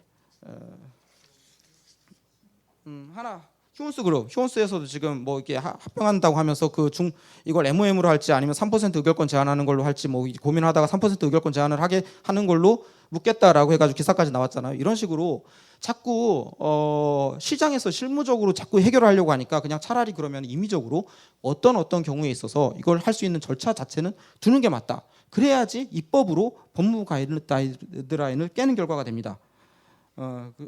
입법이 있고 없고는 큰 차이가 나는 거죠. 이사회 선택에 따라서 소수주 다수결 절차를 도입을 하자. 그래서 그냥 원래부터 가지고 있었던 그 안전항, 세이프 하브로서의 기능을 하도록 만들자라는 주장입니다. 임의적 선택은 선택적 적용은 훨씬 더 공감대를 많이 얻을 수가 있어요. 반대할 명분이 어디 있겠습니까? 임의적으로 그냥 이사회가 그런 것들을 물으면은 할 수 있도록 하겠다는데 중복 상장 심지어 하려는 기업 입장에서도 저런 게 있으면은 그 절차를 오히려 타겠죠. 그리고 실제로 필요하니까 덕산 하이메탈도 없는데도 정관까지 개정해서 하지 않았습니까? 사실 주주들도 필요합니다. 주주들도 왜 아까도 말했지만 주주들 왜 100% 중복 상장을 반대한다고 생각을 하십니까? 중복 상장이 만약에 시장에서 자금 조달하는 비용이 너무 낮을 때 말하자면 시장이 그냥 너무 이게 좋을 때는 사실 중복 상장을 해서라도 이게 자본을 낮게 조달받으면 좋은 거죠. 그걸 통해서 나중에 주주들도 이익을 얻을 수 있으면 좋은 거죠. 이게 이제 물론 이제 LG화학건에서 이제 큰 공포감을 너무나 심어주는 바람에 이제 그게 상당히 이거 지금은 이익 얻는 건데 그게 주주들한테 귀속되는 건 맞아라는 그런 불안감은 있겠지만 그거는 이사회가 설득을 할 문제고 어쨌건 간에 그런 일들이 있다는 거죠. 법률로 정하면은 지금 뭐 덕산 하이메탈이든 이런 건보다는 훨씬 더 명확해질 것이고요. 또 지금도 문제가 되고 있는 게 계속 그 중복상장 관련해서 거래소에서 계속 규정을 만든다라고 하고 있잖아요. 그 규정 만든다고 할 때 법무부 가이드라인은 이렇게 하고 있고 규정은 법에는 없다. 이게 그냥 이게 좀 MOM을 도입하지 않는 어떤 근거로 사용되는 측면이 있잖아요. 근데 법에 있으면은 그것조차도 근거로 사용되지 않을 겁니다. 지금 그래서 뭐 언론 기사에 의하면 중복상장 가이드라인에서 3% 의결권 제한으로 하겠다라고 하는데 사실 엄밀하게 글로벌리 보편적인 기준에서 보면은 3% 의결권 제한이 더 근본 없는 제도입니다. 그냥 원래부터 우리나라도 어떻게 하다 이게 3%가 활용됐는지 도입이 됐는지 그 주체도 모르겠고 어떻게 하다 나왔는지 모르겠는데 그냥 쭉 사용되어 왔고 해보니까 괜찮더라 하면서 사실은 MOM 기능을 어느 정도 하고 있는 상당히 재밌는 제도인데 사실은 또 오히려 왜 갈라파고스로 왜 가려고 합니까? 그냥 막 그렇게 하면 안 되고 그럼 규정이 있으면은 훨씬 더 보편적이고 사실 세계 다른 투자자들도 외국인 투자자들도 이해할 수 있는 그런 제도가 나오지 않겠습니까? 그것도 그리고 법에 있으면은 뭐 여러 가지 좋은 것들이 또 있습니다. 하여튼 그래서 이제 의결권을 그냥 아예 처음부터 배제하는 걸로 할지 아니면 미국처럼 이제 별도 그냥 무결권 다 행사하고 별도 집행하는 걸로 할지 뭐 하는데 당연히 뭐 별도 집행형이 좀 더 보편적인 제도이긴 합니다. 뭐 이게 적법성 추정 기능을 넣으면 넣는 거죠. 원래 그냥 적법성 추정하려고 하는 거니까 이사회로서도 이걸 거치면은 자기들이 면책을 얻을 수가 있는데 강하게 적법성을 추정을 받을 수가 있기 때문에 당연히 인센티브가 있고 또 이게 주주들로부터 사실 적법성 추정도 추정이지만 우리 현재 문제는 뭐 금감원이라든지 거래소라든지 이런 걸 할 때 감독 당국으로부터 디펜스 할 수 있는 기능, 내가 그 감독 당국으로부터 세이프하브로서 이익을 받는 기능이 상당히 중요하기 때문에 그것도 하면은 충분히 인센티브가 될 겁니다. 그리고 내용이 없냐? 그러면은 판례가 없냐? 이 델라웨어 진짜 작년에 법을 개정했으니까 그 법 심지어 성문법도 있잖아요. 성문법을 상당히 그대로 하면은 굉장히 보편적인 조항이 될 것이라고 생각을 하고요. 그리고 그러면은 상법 기존의 368조 제2 사망은 어떻게 하느냐? 그거는 별도로 그냥 두면 됩니다. 왜냐하면 368조 사망은 사실 학설상으로 굉장히 범위를 좁혀놨기 때문에 제가 얘기한 뭐 이사의 보수 한도라든지 아니면 면책결의라든지 이런 경우만 사실 적용할 수 있도록 되어 있어서 굉장히 범위가 좁아요. 그냥 그거는 그대로 두고 그건 또 의결권을 실제로 제한하는 제도이기도 하니까 그대로 두고 어떤 임의적, 선택적, 보편적 그리고 그냥 글로벌 기준에 맞는 기준을 도입하는 게 바람직한 방향이다라고 생각을 합니다. 예, 이상입니다. 네, 오늘 저 토론 이제 시작하겠습니다. 오늘 저 발제 내용이 아주 그냥 그 다양했던 것 같습니다. 우리 임성영 파트너는 이제 해외 그 사례들을 말씀해 주셨고 이번에 외국 투자가들도 그런 얘기를 합니다. 그러니까 인도는 한국은 재벌이라는 용어를 쓰는데 인도는 프로모터라는 말을 쓰거든요. 아까 그 통계에 보듯이 인도가 51%였나요? 그 전체 상장 기업 중에 프로모터가 전체 51%인데 스스로 MOM을 이렇게 하고 있는데 한국은 훨씬 이 재벌 지배주주의 스트럭처가 훨씬 더 심한데 왜 안 하냐 이제 그런 얘기를 던지고 우리 심혜섭 변호사님 너무 열띤 발제해 주셨습니다. 다음 우리 말씀해 주실 김순석 명예교수님은 한국 상사법 그 학회 회장도 하시고 증권법 학회 회장도 하시고 되게 학계에서 가장 존경받는 원로이십니다. 그래서 저희가 오늘 이렇게 모신 거도 오히려 좀 럭키한데 좀 말씀 듣겠습니다. 안녕하십니까. 전남대학교의 김순석 교수입니다. 오늘 우리 존경하는 이남우 회장님이 운영하시는 이 한국 가버넌스 포럼에서 같이 토론할 기회를 갖게 돼서 매우 기쁘게 생각합니다.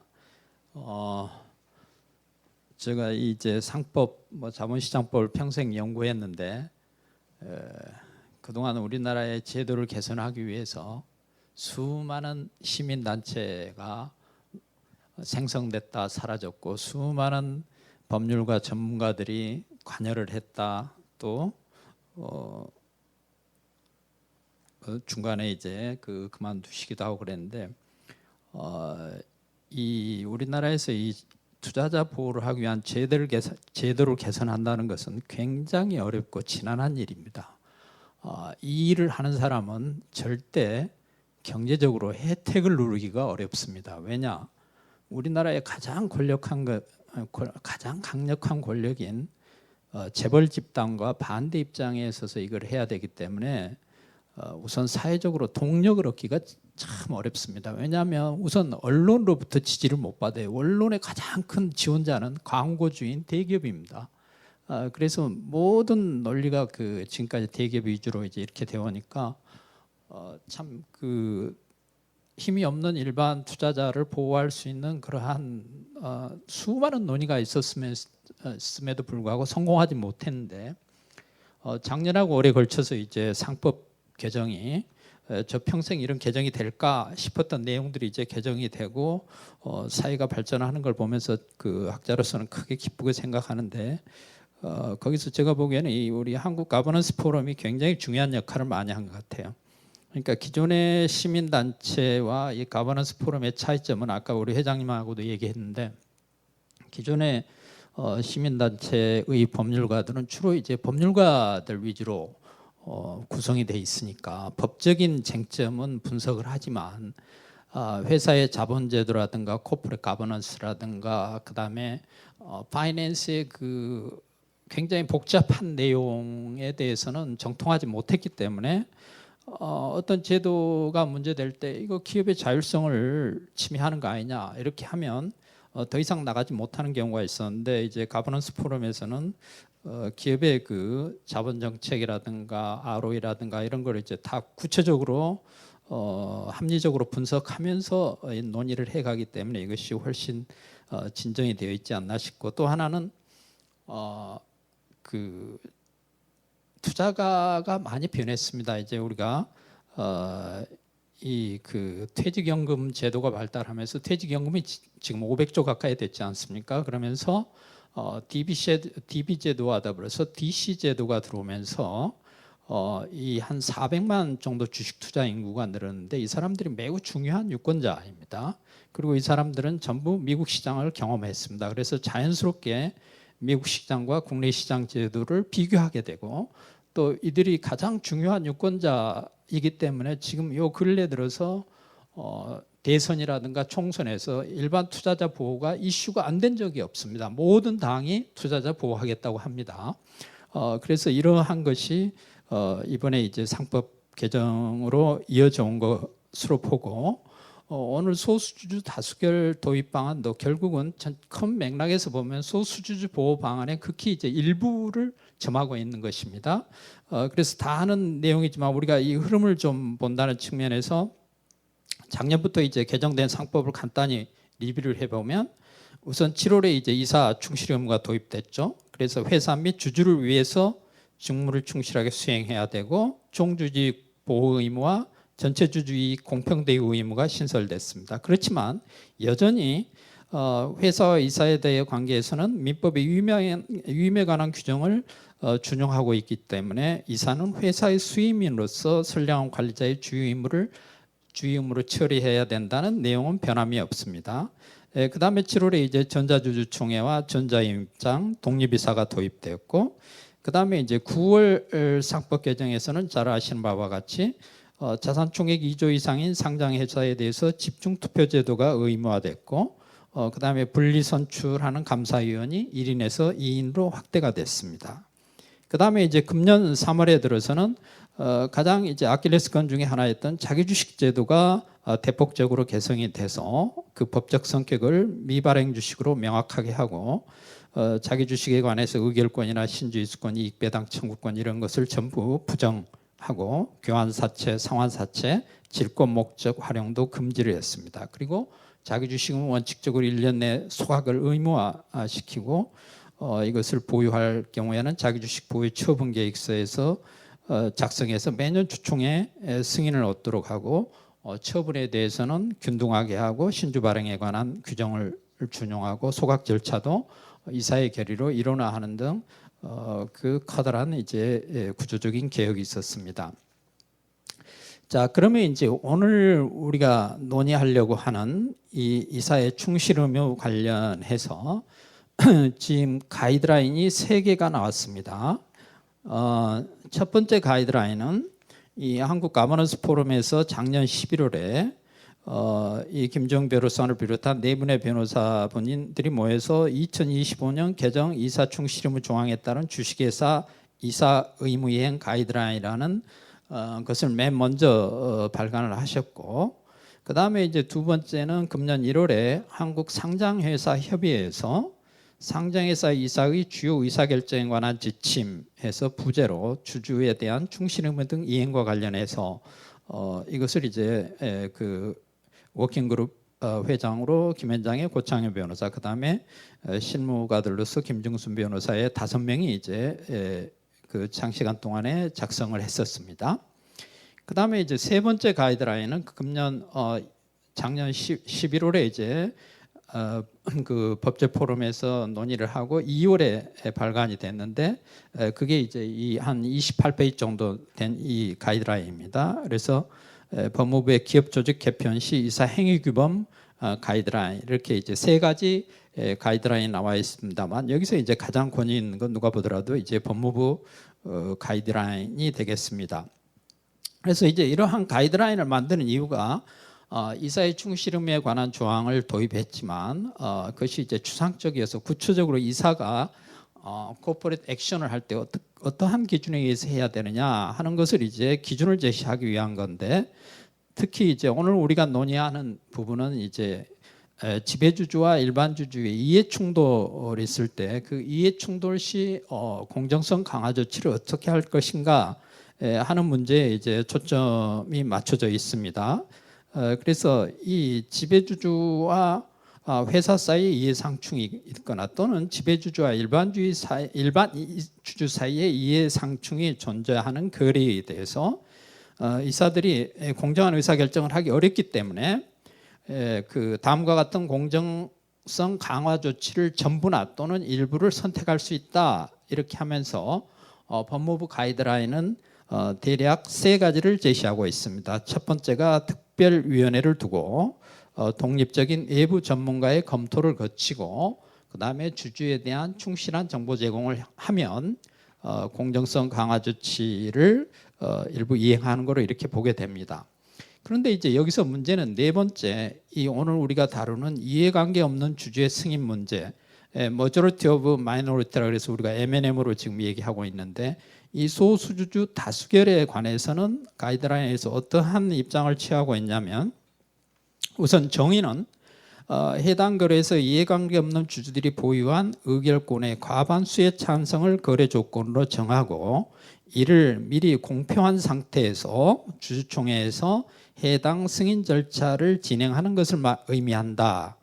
이렇게 얘기하면서 MOM의 문제점을 제기하면서 이를 일반적인 공정성 강화 조치로 권고하지 않고 있습니다. 그런데 아까 우리 그 신 변호사님께서 그 열변을 토하면서 비판을 하셨습니다만 여기서 제기된 그 M&M의 문제점이 한 2페이지 가까이 있는데 제가 이것을 한국 상장회사 협의회 가이드라인과 한번 똑같은 내용을 비교해 봤어요.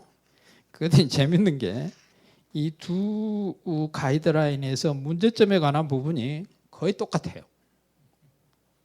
그래서 뭐 여기 아까 뭐 여기 이 법무부 뭐 가이드라인에 관여하신 분들이야 뭐 회의 몇 번 하셨겠지만 하여튼 실무자는 작성하면서 이게 뭐 아무 이 가이드라인을 만드는데 사실상 증거가 없잖아요. 뭘 새로 만들어야 되니까 아마 기존에 만들어진 내용을 많이 참고하지 않았을까 그런 생각을 해봅니다. 하여튼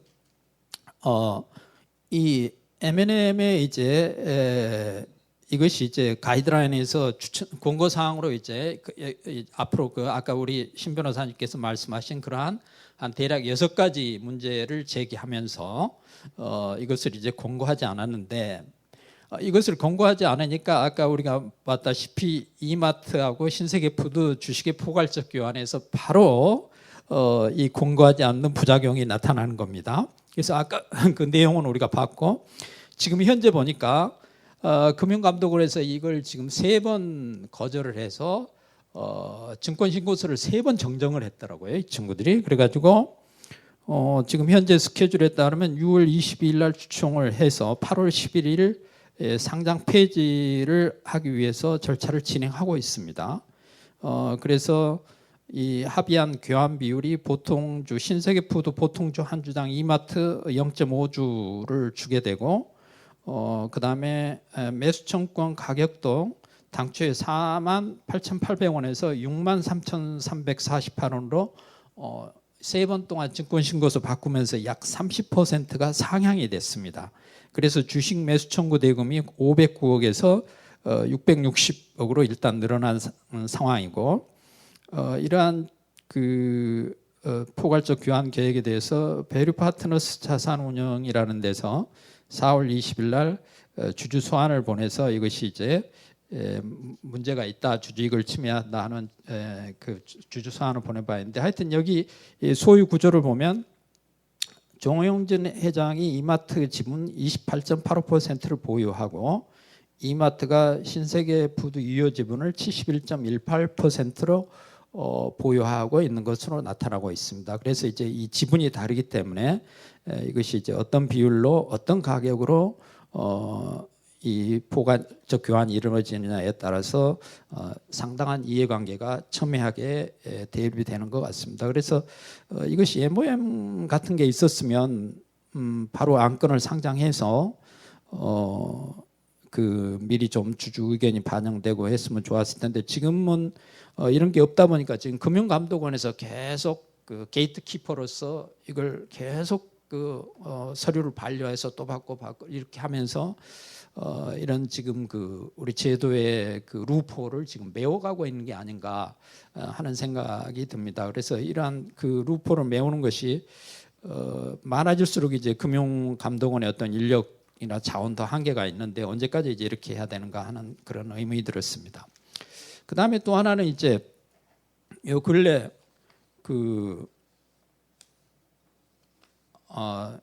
이 정무위에서 지금 5월달에 자본시장법 개정안이 통과되는데 이게 이제 자본시장법에서 합병할 때 공정성 확보를 위한 조치를 위한 이제 안건을 주로 통과했는데 여기서 이제 공정가격에 대해서 주식가격, 자산가치, 수익가치로 결정하고 주매청에 대해서도 결정하게 돼서 이제 그 부분은 많이 개선이 됐습니다만 문제는 이제 절차에 관해서 이사의 의견서를 작성 공시하고 외부 평가기관 평가도 공시하고 상장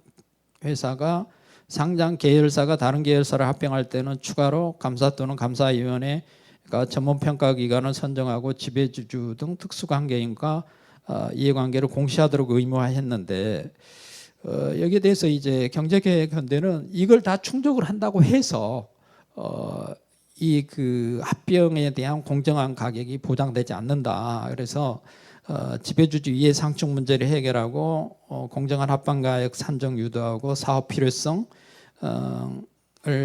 갖지 못하는 합병을 배제하고 사후적인 분쟁을 최소화하기 위해서 절차적 통제 장치가 있어야 되고 그걸 위해서 이제 MOM을 해야 된다 하는 논평을 낸 것 같습니다.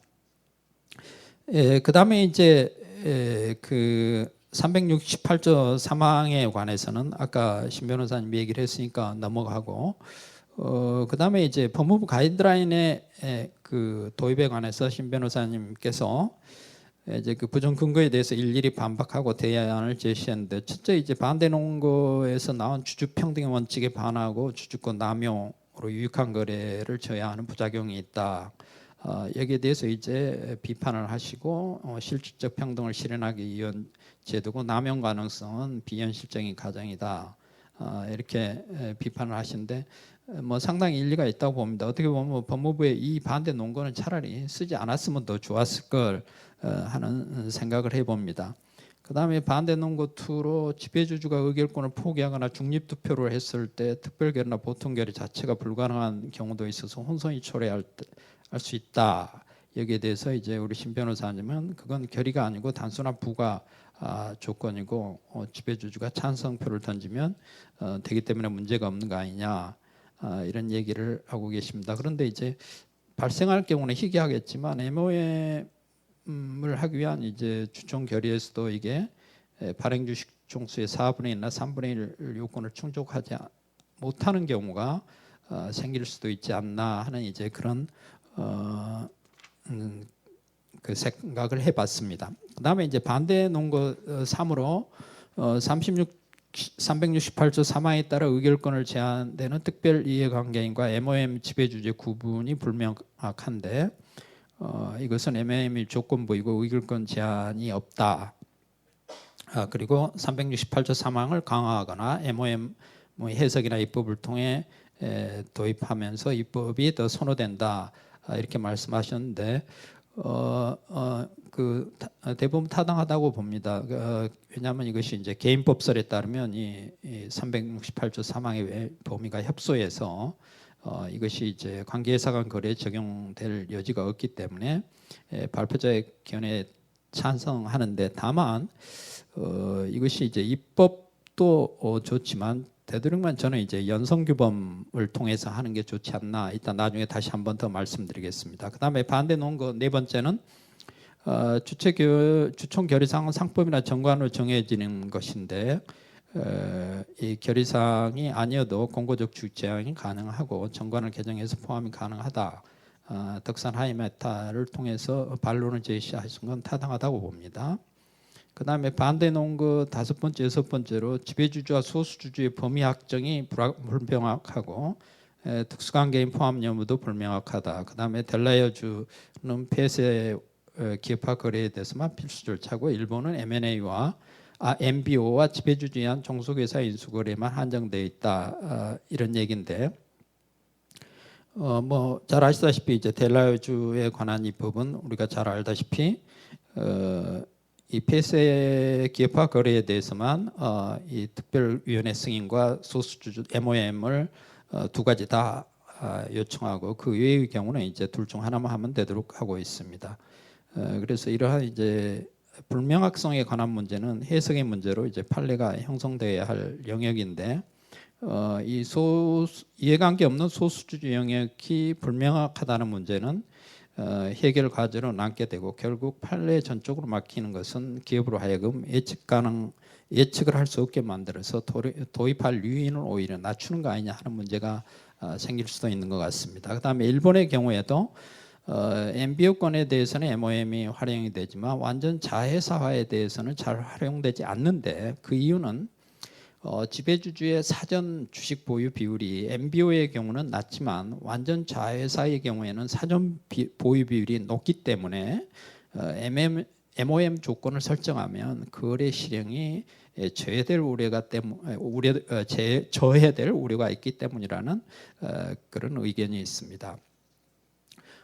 그래서 결론적으로 말씀드리면 우리나라의 그 아까 고유한 문제, 뭐 지배주주가 존재하고 사익 편취, 뭐 중복 상장이 많고 이러한 우리 고유의 문제로 또 뭐 재벌 같은 이러한 경제 집중화 이런 고유의 문제로 인한 어떤 고유 해결책이 필요하다. 그거는 이제 아주 저도 요새 실감하는 문제고 이 MOM 문제뿐만이 아니라 우리 사회에 지금 대부분의 문제가 이제는 외국에서 어떤 선례를 찾아볼 수 없고 우리의 고유 문제를 우리가 이 현명하게 방안을 만들어서 해결책을 제시할 수밖에 없는데 MOM 도입에 대해서는 그럼 어떻게 할 것인가? 우선 기본 원칙은 저는 이제 부작용을 최소화하는 방안을 찾아야 되겠다 하는 것이고 그래서 이제 그 도입에 신중을 기하기 위해서 도입 영역은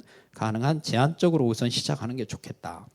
그 다음에 도입하는 형식이 아까 뭐 강행법규를 하는 방식, 연성규범을 하는 방식이 있습니다만 강행법규를 통해서 하면은 우선 빨리 되고 시원한 측면은 있겠지만 이 법률이라는 것이 완벽하게 만들어질 수는 없습니다. 그래서 일본처럼 이렇게 연성규범을 통해서 연성규범을 끊임없이 개선해 가면서 현실에 맞게 이걸 만들어가는 게 좋지 않나. 특히 MOM 같은 제도는 여러 가지 변수가 많기 때문에 이것을 법률에서 하는 것은 또 이해관계인이 대립되고 하면은 또 입법도 잘 되지도 않습니다. 그래서 되도록이면 연성규범을 통해서 하는 게 좋을 것 같고 그래서 법무부 가이드라인을 우리가 건설적인 비판을 통해서 더 바람직한 방향으로 수정해 가는 것이 현실적인 방안 아닌가 이렇게 생각하고 또 하나는 우리가 지금 기업 지배구조 코드나 스튜어디십 코드, 상장 규정 이런 것이 좀 더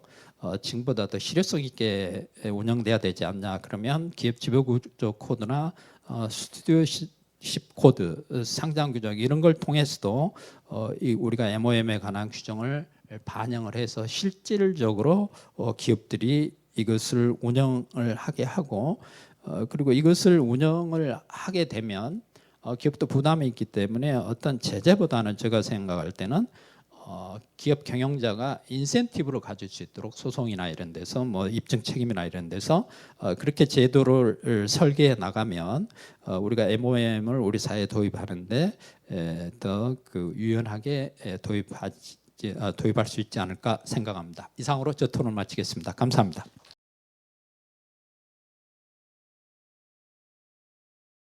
교수님께서 말씀하셨듯이 이마트와 신세계푸드 간의 포괄적 주식 교환 상장 폐지 이게 아직도 진행 중인데 이게 문제인 거예요. 이게 어떻게 진행되는지를 잘 보셔야 됩니다. 처음에 이제 결국은 이마트가 신세계푸드의 66% 지분을 갖고 있는 절대 지배주주입니다. 근데 이게 왜 문제가 됐냐면은 처음에는 이제 신세계푸드가 지금 턴어라운드 하고 있습니다. 턴어라운드 지금 PER이 올해 한 PER이 3배 정도 되는 걸로 예상이 되고 있고 그동안 계속 악화되다가 이제 턴어라운드 하고 있는 국면으로 들어가고 있어요. 그러니까 이제 바닥이란 주식이 바닥이란 뜻이죠. 그래서 이게 이제 탐이 나니까 이마트가 이걸 갖고 가야겠다 이렇게 생각을 했지 않았을까? 그래서 처음에는 그냥 공개 매수를 했어요. 이마트가 신세계푸드에 공개 매수를 했는데 처음에 55.47% 정도 수준에서 공개 매수를 했는데 응모율이 29%밖에 안 됐습니다. 주주들이 응모를 거의 안 했어요. 그래서 이제 66.45%가 된 상태에서 그냥 포괄적 주식 교환으로 강제적으로 상장 폐지를 시켜버린 거죠. 여기까지는 뭐 그럴 수 있어요. 근데 이제 문제가 교환 비율이 문제예요. 교환 비율이 다트에 이제 처음에 1대 0.5, 이마트 주식 한 주에 신세계푸드 주식 0.5, 반 1대 2분의 1 이렇게 교환한다 이렇게 돼 있어요. 근데 이제 문제가 뭐냐면은 이게 불공정하다 해서 일반 주주들이 MOM을 요구했습니다. MOM을. 그런데 이 이마트 쪽의 얘기는 가치 평가를 하면은 이마트가 PBR로 봤을 때 PBR이 이마트가 0.2 이 상태에서 한 주 반주 이렇게 되어 있던 이 상태에서 PBR이 0.2, 0.5 이렇게 돼 있어요. 그러니까 아니 그러면 이제 이거 2배 해도 0.4, 0.5니까 PBR로 보면 오히려 이마트가 손해 아니냐 이렇게 오해할 수 있는데 전혀 아니고요. 문제는 주식 수가 이마트가 신세계보다 주식 수가 7배가 더 많습니다. 그러니까 그냥 주식 수로 1대 0.5 이렇게 하면 안 되는 거예요. 그러니까 결국은 주식 수를 여기에 교환 비율에 반영하면 어떻게 되느냐면은 PER이 요 상태 그냥 이 상태에서 PER이 10배, 3배였거든요. 지금 이마트가 PER이 한 10배 정도 되고 신세계푸드가 한 3배 정도 됩니다. PER 기준으로 보면은 PER 10배, PER 3배 이런 비율로 교환을 한 거예요. 그런데 주식 수가 이마트가 7개 많은 거를 고려해서 이 교환 비율을 PER 밸류에이션으로 넣으면은 이마트는 PER 10배로 교환하고 신세계푸드는 PER 1배로 교환하는 겁니다. 1배로. 그러니까 신세계푸드 주주는 PER 1배로 PER 10배 주식인 이마트 주식을 갖게 되는 거예요. 그래서 이거는 말도 안 되는 저평가다. 이렇게 이제 그런데 여기는 이견이 있을 수 있습니다.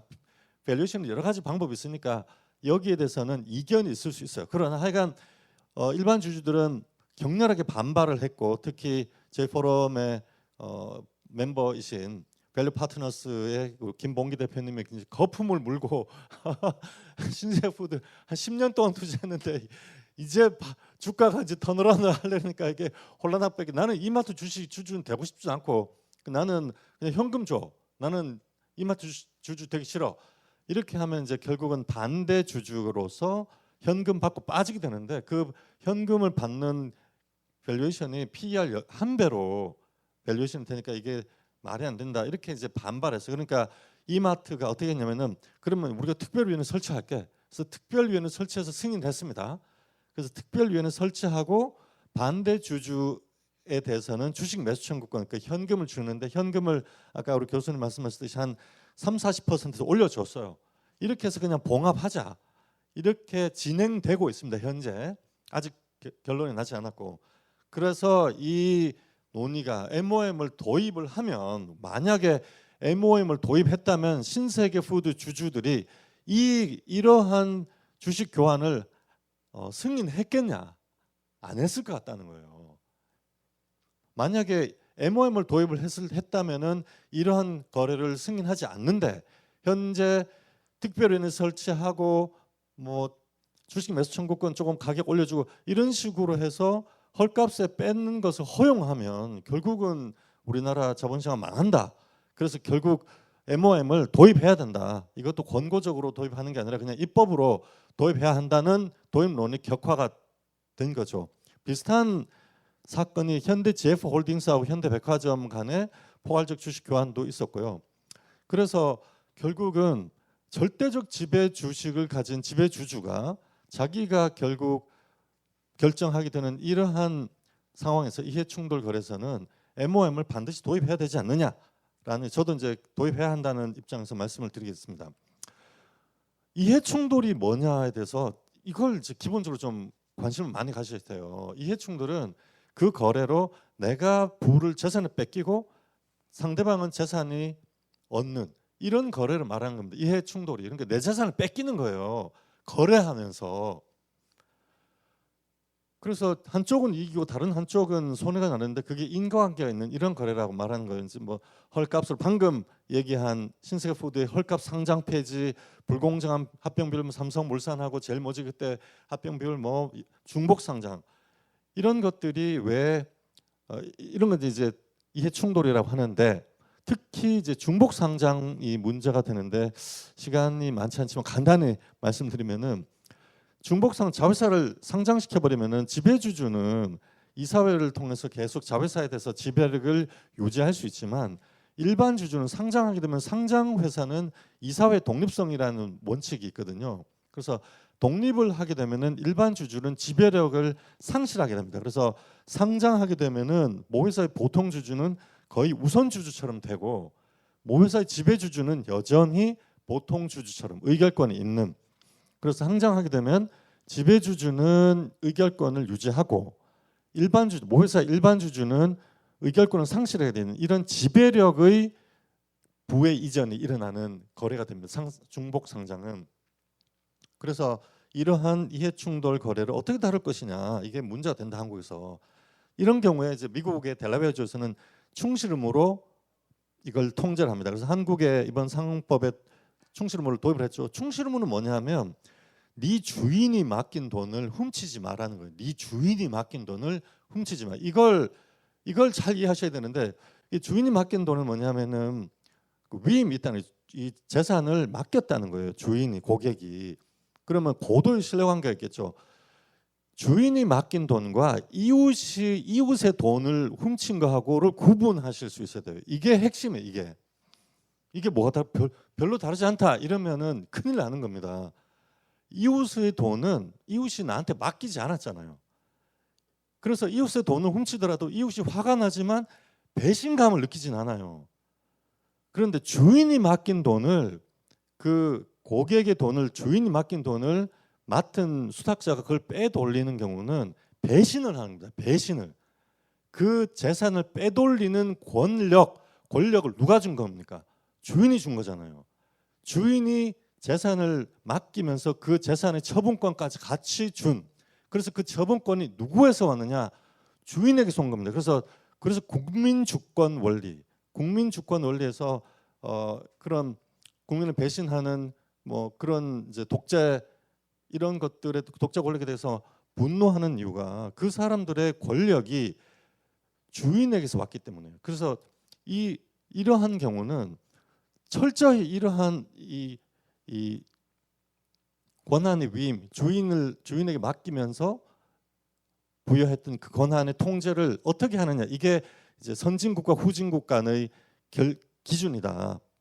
그래서 이제 이런 이해충돌 거래 하지 말라는 거예요. 그래서 이런 이해충돌 거래, 이 충실 의무 위반을 어떻게 차단할 것인가, 이게 선진국 거래법의 최고의 주제입니다. 최고의 주제. 미국에서는 저도 이제 변호사를 해가지고 싱가포르에 가가지고 싱가포르 변호사들과도 얘기를 하거든요. 근데 싱가포르에 거래를 하면은 이제 계약서를 체결하잖아요. 계약서에 이해충돌 차단에 대해서 한 몇 페이지씩 나와요. 몇 페이지씩. 어마어마한 페이지를 할애해서 이해충돌 거래를 어떻게 차단할 것이냐, 니들 회사는 어떻게 차단할 것이냐, 이해충돌 거래를 차단할 시스템이 있느냐 없느냐, 이걸 개별적으로 엄청나게 따집니다. 그래서 이해충돌 거래를 다루는 태도가 선진국이냐 후진국이냐를 다루는 기준이라는 거예요. 우리나라는 그동안에 이해충돌 거래, 특히 그게 충실 의무, 주인이 맡긴 돈과 이웃 돈을 구분하지 않았다는 거예요. 그래서 이웃의 돈을 훔치는 것과 주인의 돈을 훔치는 그게 똑같았다는 거예요. 그게 그렇지 않다는 거예요. 선진국은 주인이 맡긴 돈을 훔친 경우는 처절하게 응징합니다. 처절하게, 진짜로 파산시켜 버립니다. 그게 이제 미국의 델라웨어주 상법과 판례법인데, 그래서 아까 이제 계속 말씀 나오는 게 특별위원회와 MOM, 이 두 가지가 미국 델라웨어주 판례법이에요. MOM과 특별위원회, 이 두 가지를 모두 이해충돌 거래에서는 필요로 한다. 근데 최근에 이제 델라웨어주가 상법이 개정됐는데 상장 폐지하는 경우는 and 특별위원회와 MOM을 모두 둘 다 거쳐라. 상장 폐지가 아니면 or 특별위원회 또는 MOM을 그러니까 MOM 안 하겠죠. 특별위원회만 하겠죠. 그러니까 상장 폐지가 아니면 특별위원회만 해도 되고 상장 폐지가 되는 경우는 반드시 둘 다 요구를 한다 이렇게 되는 거예요. 그러면 이 신세계 푸드 포괄적 주식 교환은 상장 폐지가 맞죠. 주식 교환하면 내 주식을 뺏기기 때문에 결국 신세계 푸드는 상장 폐지가 되니까. 그래서 미국의 델라웨어주 상법과 판례법에 의하면은 특별위원회와 MOM을 반드시 둘 다 거쳐야 됩니다. 미국의 상법 이 신세계 푸드 사건에서. 근데 우리나라는 안 하기로 하고 지금 진행되고 있잖아요. 자, 그래서 이제 이 문제를 결국은 저희는 MOM을 도입해야지 신세계 푸드 같은 이런 불공정한 거래가 차단이 된다. 이런 이제 계속 말씀을 드리고 있는데 우리나라에는 비슷한 기능을 하고 있는 규정이 두 개가 있다. 3% 룰과 특별 이해관계자 의결권 제한이라는 두 가지가 있으니까 이걸 잘 활용하면 비슷하게 할 수 있다 이런 논의가 있는데 저는 아니라고 보는 거예요. 왜냐? 3% 룰이 결국은 최대 주주는 3%까지만 의결권을 인정한다는 거예요. 근데 이게 우리나라만 있는 제도거든요. 근데 이거는 양날의 검이에요. 오히려 주주 행동주의 펀드를 제약하는 기능으로 역효과가 납니다. 왜냐하면 지배주주들은 주식을 쪼개기 하고 차명으로 넘기고 그래가지고 이 3% 룰을 다 잠탈을 해요. 이게 사조 산업이 이렇게 주진우 회장님이 이렇게 매년 연말마다 주식 대여하고 주식 쪼개기 해가지고 이거 다 잠탈해서 3%를 잠탈했단 말이에요. 그리고 잠탈할 수 있어요. 얼마든지 할 수 있습니다. 어금니 깎여물고 욕먹을 각오하면 할 수 있어요. 그런데 이 3% 룰이 일반 주주에도 적용되거든요. 예를 들어 우리 뭐 밸류 파트너스라든지 주주 행동주의 하는 그런 펀드 있지 않습니까? 그러면 5% 사고 10% 사서 그 회사의 이제 주주 권리를 주장하게 되는데 그 경우에도 3%까지만 의결권 행사 안 되는 거예요. 그러면 그 주주 행동주의 펀드가 3% 이상 살 수 있습니까? 못 삽니까? 못 사죠. 3%까지만 사라 이런 법이 되는 거예요. 이 3% 룰이 주주 행동주의는 앞으로 주식을 3%까지만 사라라고 하는 법이 되는 거예요. 그런데 그러면 행동주의 펀드도 이렇게 주식 쪼개기 하고 뭐 차명하고 이런 거 할 수 있습니까? 행동주의 펀드가 못하죠. 행동주의 펀드가 이런 거 하다가 들키면 그냥 그 펀드가 날아가는 거예요. 그러면 이 법이 누구를 위한 법입니까? 행동주의하는 일반 주주에게 유리한 법입니까? 지배주주에게 유리한 법입니까? 이거는 사실은 법 형식으로만 보면은 일반 주주에게 유리한 것처럼 보이지만 실제 현실에서는 그렇지 않다는 거예요. 오히려 행동주의 펀드를 제약하는 기능으로 역효과가 나고 있다. 또 거꾸로 한 가지 더 특별이해관계자 의결권인데 이게 아까 이제 이미 교수님 말씀하셨지만 그 거래가 지배주주와 특별한 개인적 이해관계가 있는 경우는 의결권이 없어진다. 이런 걸 멋있죠. 되는 것 같죠. 그런데 우리 현실에서 지배주주와 일반 주주 사이에 문제되는 경우는 지배력 수탈이에요. 지배력 수탈.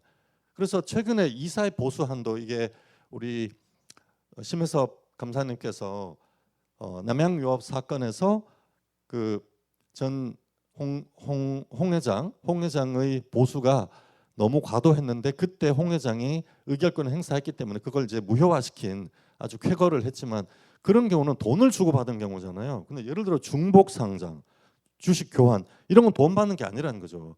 이런 건 지배력의 수탈이거든. 지배력, 의결권이 그러면 과연 우리나라 대법원 판례에서 특별이해관계 의결권을 박탈하거나 지배력을 박탈하는 이러한 지배력 수탈 거래에도 특별 이해관계를 인정해서 의결권을 제한할 거냐 아니라는 거예요. 우리나라 대법원 판례는 소위 개인법설이라는 이런 판례 태도를 취하고 있기 때문에 거의 대부분 지배력 수탈 거래는 적용되지 않는다. 제 생각에는 않는다는 거예요. 그래서 우리나라의 뭐 합병이라든지 주식 교환이라든지 중복 상장이라든지 지금 문제가 되고 있는 이런 거래는 특별 이해관계자 의결권 제한은 거의 기능을 못한다.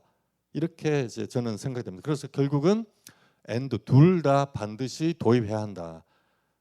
지배주주가 있는 경우 그리고 지배주주와 일반 주주 간의 이해 충돌이 있는 경우 이런 경우는 반드시 둘 다 요구를 해야 되고 이 두 가지를 모두 충족하면 입증 책임은 전환되고 경영 판단 원칙에 따라서 면책을 받을 수 있다. 이것이 우리나라가 중진국 함정에 빠지지 않고 선진국으로 도약하는 유일한 길이다. 유일하고 절대 조건이다. 저는 그렇게 확신합니다. 네, 감사합니다. 연합인포맥스의 정수인이라고 하고요. 뭐 어떤 특정한 분께 여쭤봐야 될지는 모르겠는데 그 신세계푸드랑 이마트 포괄적 주식 교환 관련해서 일단은 MOM 도입하는 것 검토를 했는데 결국에는 이 그 법무부 가이드라인을 따랐을 때 결국엔 좀 검토가 안 되고 지나간 상황인 것 같은데 그럼 이 이후에는 그냥 이 과정이 그냥 마무리되는 수순을 밟을 수밖에 없는 것인지 아니면 소액주주가 조금 더 여기에 더 대응해서 반발할 수 있는 그런 뭔가 장치가 있는지 한번 여쭤보고 싶어서 문의드립니다. 이 사안에 대해서는 일단 지금까지 해왔던 것처럼 이제 금융감독원에서 어떻게 그 받아들이시고 이제 처리할 것인지가 이제 관건인 것 같고요. 그 외에는 뭐 소수주주 입장에서 결국에는 뭐 만약에 이게 부당하다라고 생각을 한다면은 소송을 하는 거밖에는 방법이 없지 않을까 좀 이렇게 생각을 하고 있습니다. 그래서 이제 금감원이 벌써 2번이나 이제 반려 내지 지시 이제 그 어떤 지도를 했고 그래서 다시 특별위원회도 했고 이제 노력을 했고 주식 매수 청구권 가격도 좀 올렸기 때문에 금감원이 여기서 또 제재를 하기는 어려울 것 같아요. 그러면 결국은 이제 소송으로 넘어가야 되는데 그러면 반대 주주의 주식 매수 청구권 가격 문제로 넘어가게 되거든요. 근데 우리나라의 현재 상법과 자본시장법이 반대 주주 이 주식 포괄적 주식 교환을 반대하는 반대 주주의 주식 매수 청구권에 대해서 그냥 시가로 결정하게 되는 이렇게 이제 되어 있고 최근에 몇 번의 사건에서도 공정한 페어 밸류 공정 가치를 산정하지 않고 시가에서 한 30-40% 정도 올려주면 이것이 아까 말씀드렸다시피 이 밸류에이션을 이렇게 주식수 다 환원해서 넣으면은 PER 1배로 이거 내놓으라는 얘기다라는 그 이제 제가 말씀을 드리잖아요. 보통 아무리 내수기업이 업황이 안 좋아도 PER 10배 정도는 받아야 됩니다. 보통 자진 상폐하면은 다시는 그 주식을 이제 못 가게 되니까 PER 10배 정도는 받아야 됩니다. 자진 상폐할 때는. 근데 그거를 PER 1배, 2배로 내놓으라니까 10분의 1토막, 뭐 5분의 1토막으로 주식을 뺏기는 게 되는 거거든요. 근데 우리나라 법원은 그렇게 해석을 안 해왔다는 거예요. 그냥 시가에서 좀 얹어주면 뭐 그 정도면 뭐 됐지 뭐 어떻게 하라고 이런 식으로 해석을 해왔고 본건에서 과연 주주에 대한 충실 의무가 도입된 이 상황에서 이렇게 헐값으로 주식을 뺏기는 사건에서도 과연 우리나라 법원이 시가에 좀 올려주면은 합법이라고 인정할 것인가 이건 다퉈봐야 되지만 저는 이 법원이 진짜 정신 차리고 시대적인 이 어떤 미션 이런 걸 정말 적극적으로 인지하고 공정 가치가 얼마인지를 양쪽 당사자의 얘기를 다 듣고 그래서 이 페어 밸류라는 데 대해서는 재무 이론상 공식이 있거든요. 이게 그냥 막 하는 게 아니라 뭐 코이금을 코그래 이런 식으로 하는 게 아니에요. 재무 이론상에 보면은 명확하게 그 가이드라인이 있습니다. 그 레인지가 있어요. 그러니까 레인지 안에서는 베리에이션이 있지만 그 레인지를 넘어서거나 밑으로 그보다 더 떨어지긴 어려워요. 예를 들어서 아무리 업황이 안 좋다고 해도 적자 나는 기업도 아닌데 PER 1배, 2배로 주식을 뺏는 걸 허용하는 재무 이론이 있겠습니까? 그런 건 있을 수 없어요. 아무리 디스카운트를 해도 7배, 8배 이런 정도는 줘야 된다라는 게 공통된 재무 이론상의 결론이 있습니다. 그러면 법원이 그런 그 회계법인이라든지 그런 의견을 받고 판단을 할 수 있거든요. 판사들은 바보도 아니고 우리나라 제일 똑똑한 사람들인데 그걸 읽어보면 모르겠어요. 그러면 이건 공정가치와 너무 괴리가 크다라고 하면 그 부분에 대해서 인정을 해줘야 되는 거죠. 우리나라 이 사건에서 법원이 반드시 주충실 의무가 도입된 이후 이 문제에 대해서 좀 더 적극적으로 해석해야 된다. 저는 그렇게 보고 있습니다. 제가 그 가치 평가 잠깐 말씀드리면 미국에서 이마트 같이 지금 시가총액이 한 2조 5천억, 오늘 주가 좀 올랐습니다. 뭐 하여간 2조 5천억의 그 차입금, 그러니까 이제 부채가 아니고 차입금이 12조 원이에요. 이러면 이미 디스트레스드입니다. 그러면 채권자들이 그 우위에 있는 그런 상황이거든요. 그래서 가치 평가를 할 때 뭐 로펌이었는지 회계법인이었는지 증권사였는지 모르겠지만 빚의 규모에 의해서 에퀴티 밸류는 정해져요. 그래서 이게 어떤 의미냐면 이마트, 그러니까 이제 그 신세계 푸드 주주는 이마트 주식을 받게 되면 12조 원의 빚에 나는 눌리게 됩니다. 나는 빚이 없었는데 거기다가 뭐가 딸려오죠? 우리 정영준 씨가 좋아하는 와이너리도 덤으로 내가 주인이 되고 3천억 주고 샀는데 이번에 라이트오프를 300 몇십억 했습니다. 골프장도 덤으로 오고 나는 내가 원하지 않은 자산을 다 갖게 되는 거예요. 거기에다가 12조 원의 빚을 내가 안게 되는데 이게 어떤 의미냐면 10억 원짜리 아파트를 이거 2억이면 삽니다 얘기하는데 8억 원이 빚이에요. 내가 2억 원에 사는 겁니까? 10억 원에 사는 거죠. 그러니까 엔터프라이즈 밸류를 전체 보고해야 되는데 아마 그렇게 안 했을 거예요. 그래서 근본적으로 기업 가치가 평가가 자의적일 가능성이 전 되게 높다고 생각해요. 그리고 기본적으로 멀쩡한 회사가 갑자기 12조 원 빚을 안고 이상한 자산들 다 나는 멀쩡한 F&B 회사의 주주였는데 이상한 자산 안게 되는 것은 결국은 아주 높게 그거에 대해서 보상을 해주지 않으면 완전히 이건 그 있을 수 없는 일이죠. 예. 그러니까 쉽게 생각하면 그렇습니다. 그 저희 김기식 변호사님께서 그 페어밸류 말씀을 주셔가지고 하나만 더 첨언드리면 그 신세계 푸드 포괄적 주식 교환 관련된 공시 서류를 보시면 거기서 제 3의 이제 그 회계법인에 공정 가치 매겨달라고 한 게 있거든요. 근데 그게 뭐 시가가 지금 4만 얼마였는데 최소가 9만 5천 원인가 그렇고요. 최대가 뭐 20만 원 넘어가더라고요. 그래서 사실 뭐 그거는 사실 이마트 쪽에서 의뢰한 그 회계법인이 산정한 레인지는 더 크고요. 다만 이제 그 신세계 푸드에서 특별위원회에서 자문을 구한 기관에서는 그 정도 레인지로 줬거든요. 그래서 사실 법원에 가면 신세계에서 받았던 그 페어밸류가 그 레인지에 있으니까 그렇게 할 수도 있는데 현재까지의 해왔던 판례상으로는 그럼에도 불구하고 시가인 4만 원이 나오지 않을까라는 염려가 있는 것 같습니다. 네, 충분한 답변이. 제가 한 말씀 네. 드릴게요. 지금 아까 자본시장법에서 지금 우리가 합병에 대해서 공정가액 산정한다고 정무위에 입법안이 되어 있지 않습니까? 지금 그 전에는 지금 시가로 되어 있거든요. 근데 지금 현재 판례는 시가로 평가하면 다 합법이다 지금 이렇게 되어 있습니다. 그러니까 이것이 지금 금융감독원의 허들을 넘어가는 순간 아마 이 가격을 가지고 다퉈서 지금 현재 우리나라 판례 상황은 좀 어렵지 않나. 특히 그리고 뭐 합병 무효의소 같은데 지금 대법원 판례 보면 합병 비율을 무효로 보는 게 17대 1의 경우 무효로 본 적은 있습니다. 그럼 그 밑은 어떻게 되느냐? 아직 거기에 대해서 판정한 바는 없습니다. 그래서 이게 입법이 확실히 되고 이러한 규범이 확실히 돼야만 지금 같은 이런 문제가 생기지 않지. 그렇지 않으면은 계속 이런 문제가 제기되지 않을까 걱정이 됩니다. 내일 거래소가 중복 상장 가이드라인 발표할 것 같은데요. 거기서 이제 여러 가지 이유로 지금 MOM 빠질 것 같은데 그러면 임 대표님 발표하신 대로 인도에서 지금 디스카운트가 높다고 하셨잖아요. 그러면 앞으로 한국도 그러면 그 중복 상장 가이드라인이 나와도 디스카운트는 계속 되는 건지 좀 항상 바로 미래에 어떻게 될 건가 예단하기는 좀 어려운 것 같은데요. 근데 뭐 당연히 그 MOM을 도입을 하는 것보다는 좀 효과가 약할 것 같고요. 그래도 아예 아무것도 없는 것보다는 훨씬 낫다라는 게 제 개인적인 좀 생각이긴 합니다. 그래서 다만 아까 전에 그 저희 김 변호사님 말씀하신 것처럼 3% 룰이 좀 뭐 다른 일반 주주들한테도 적용이 되는 경우에 또 마찬가지 제약이기 때문에 그럼에도 불구하고 이제 그 전에 어떤 요건에 비해서 훨씬 낫다라고 생각을 해서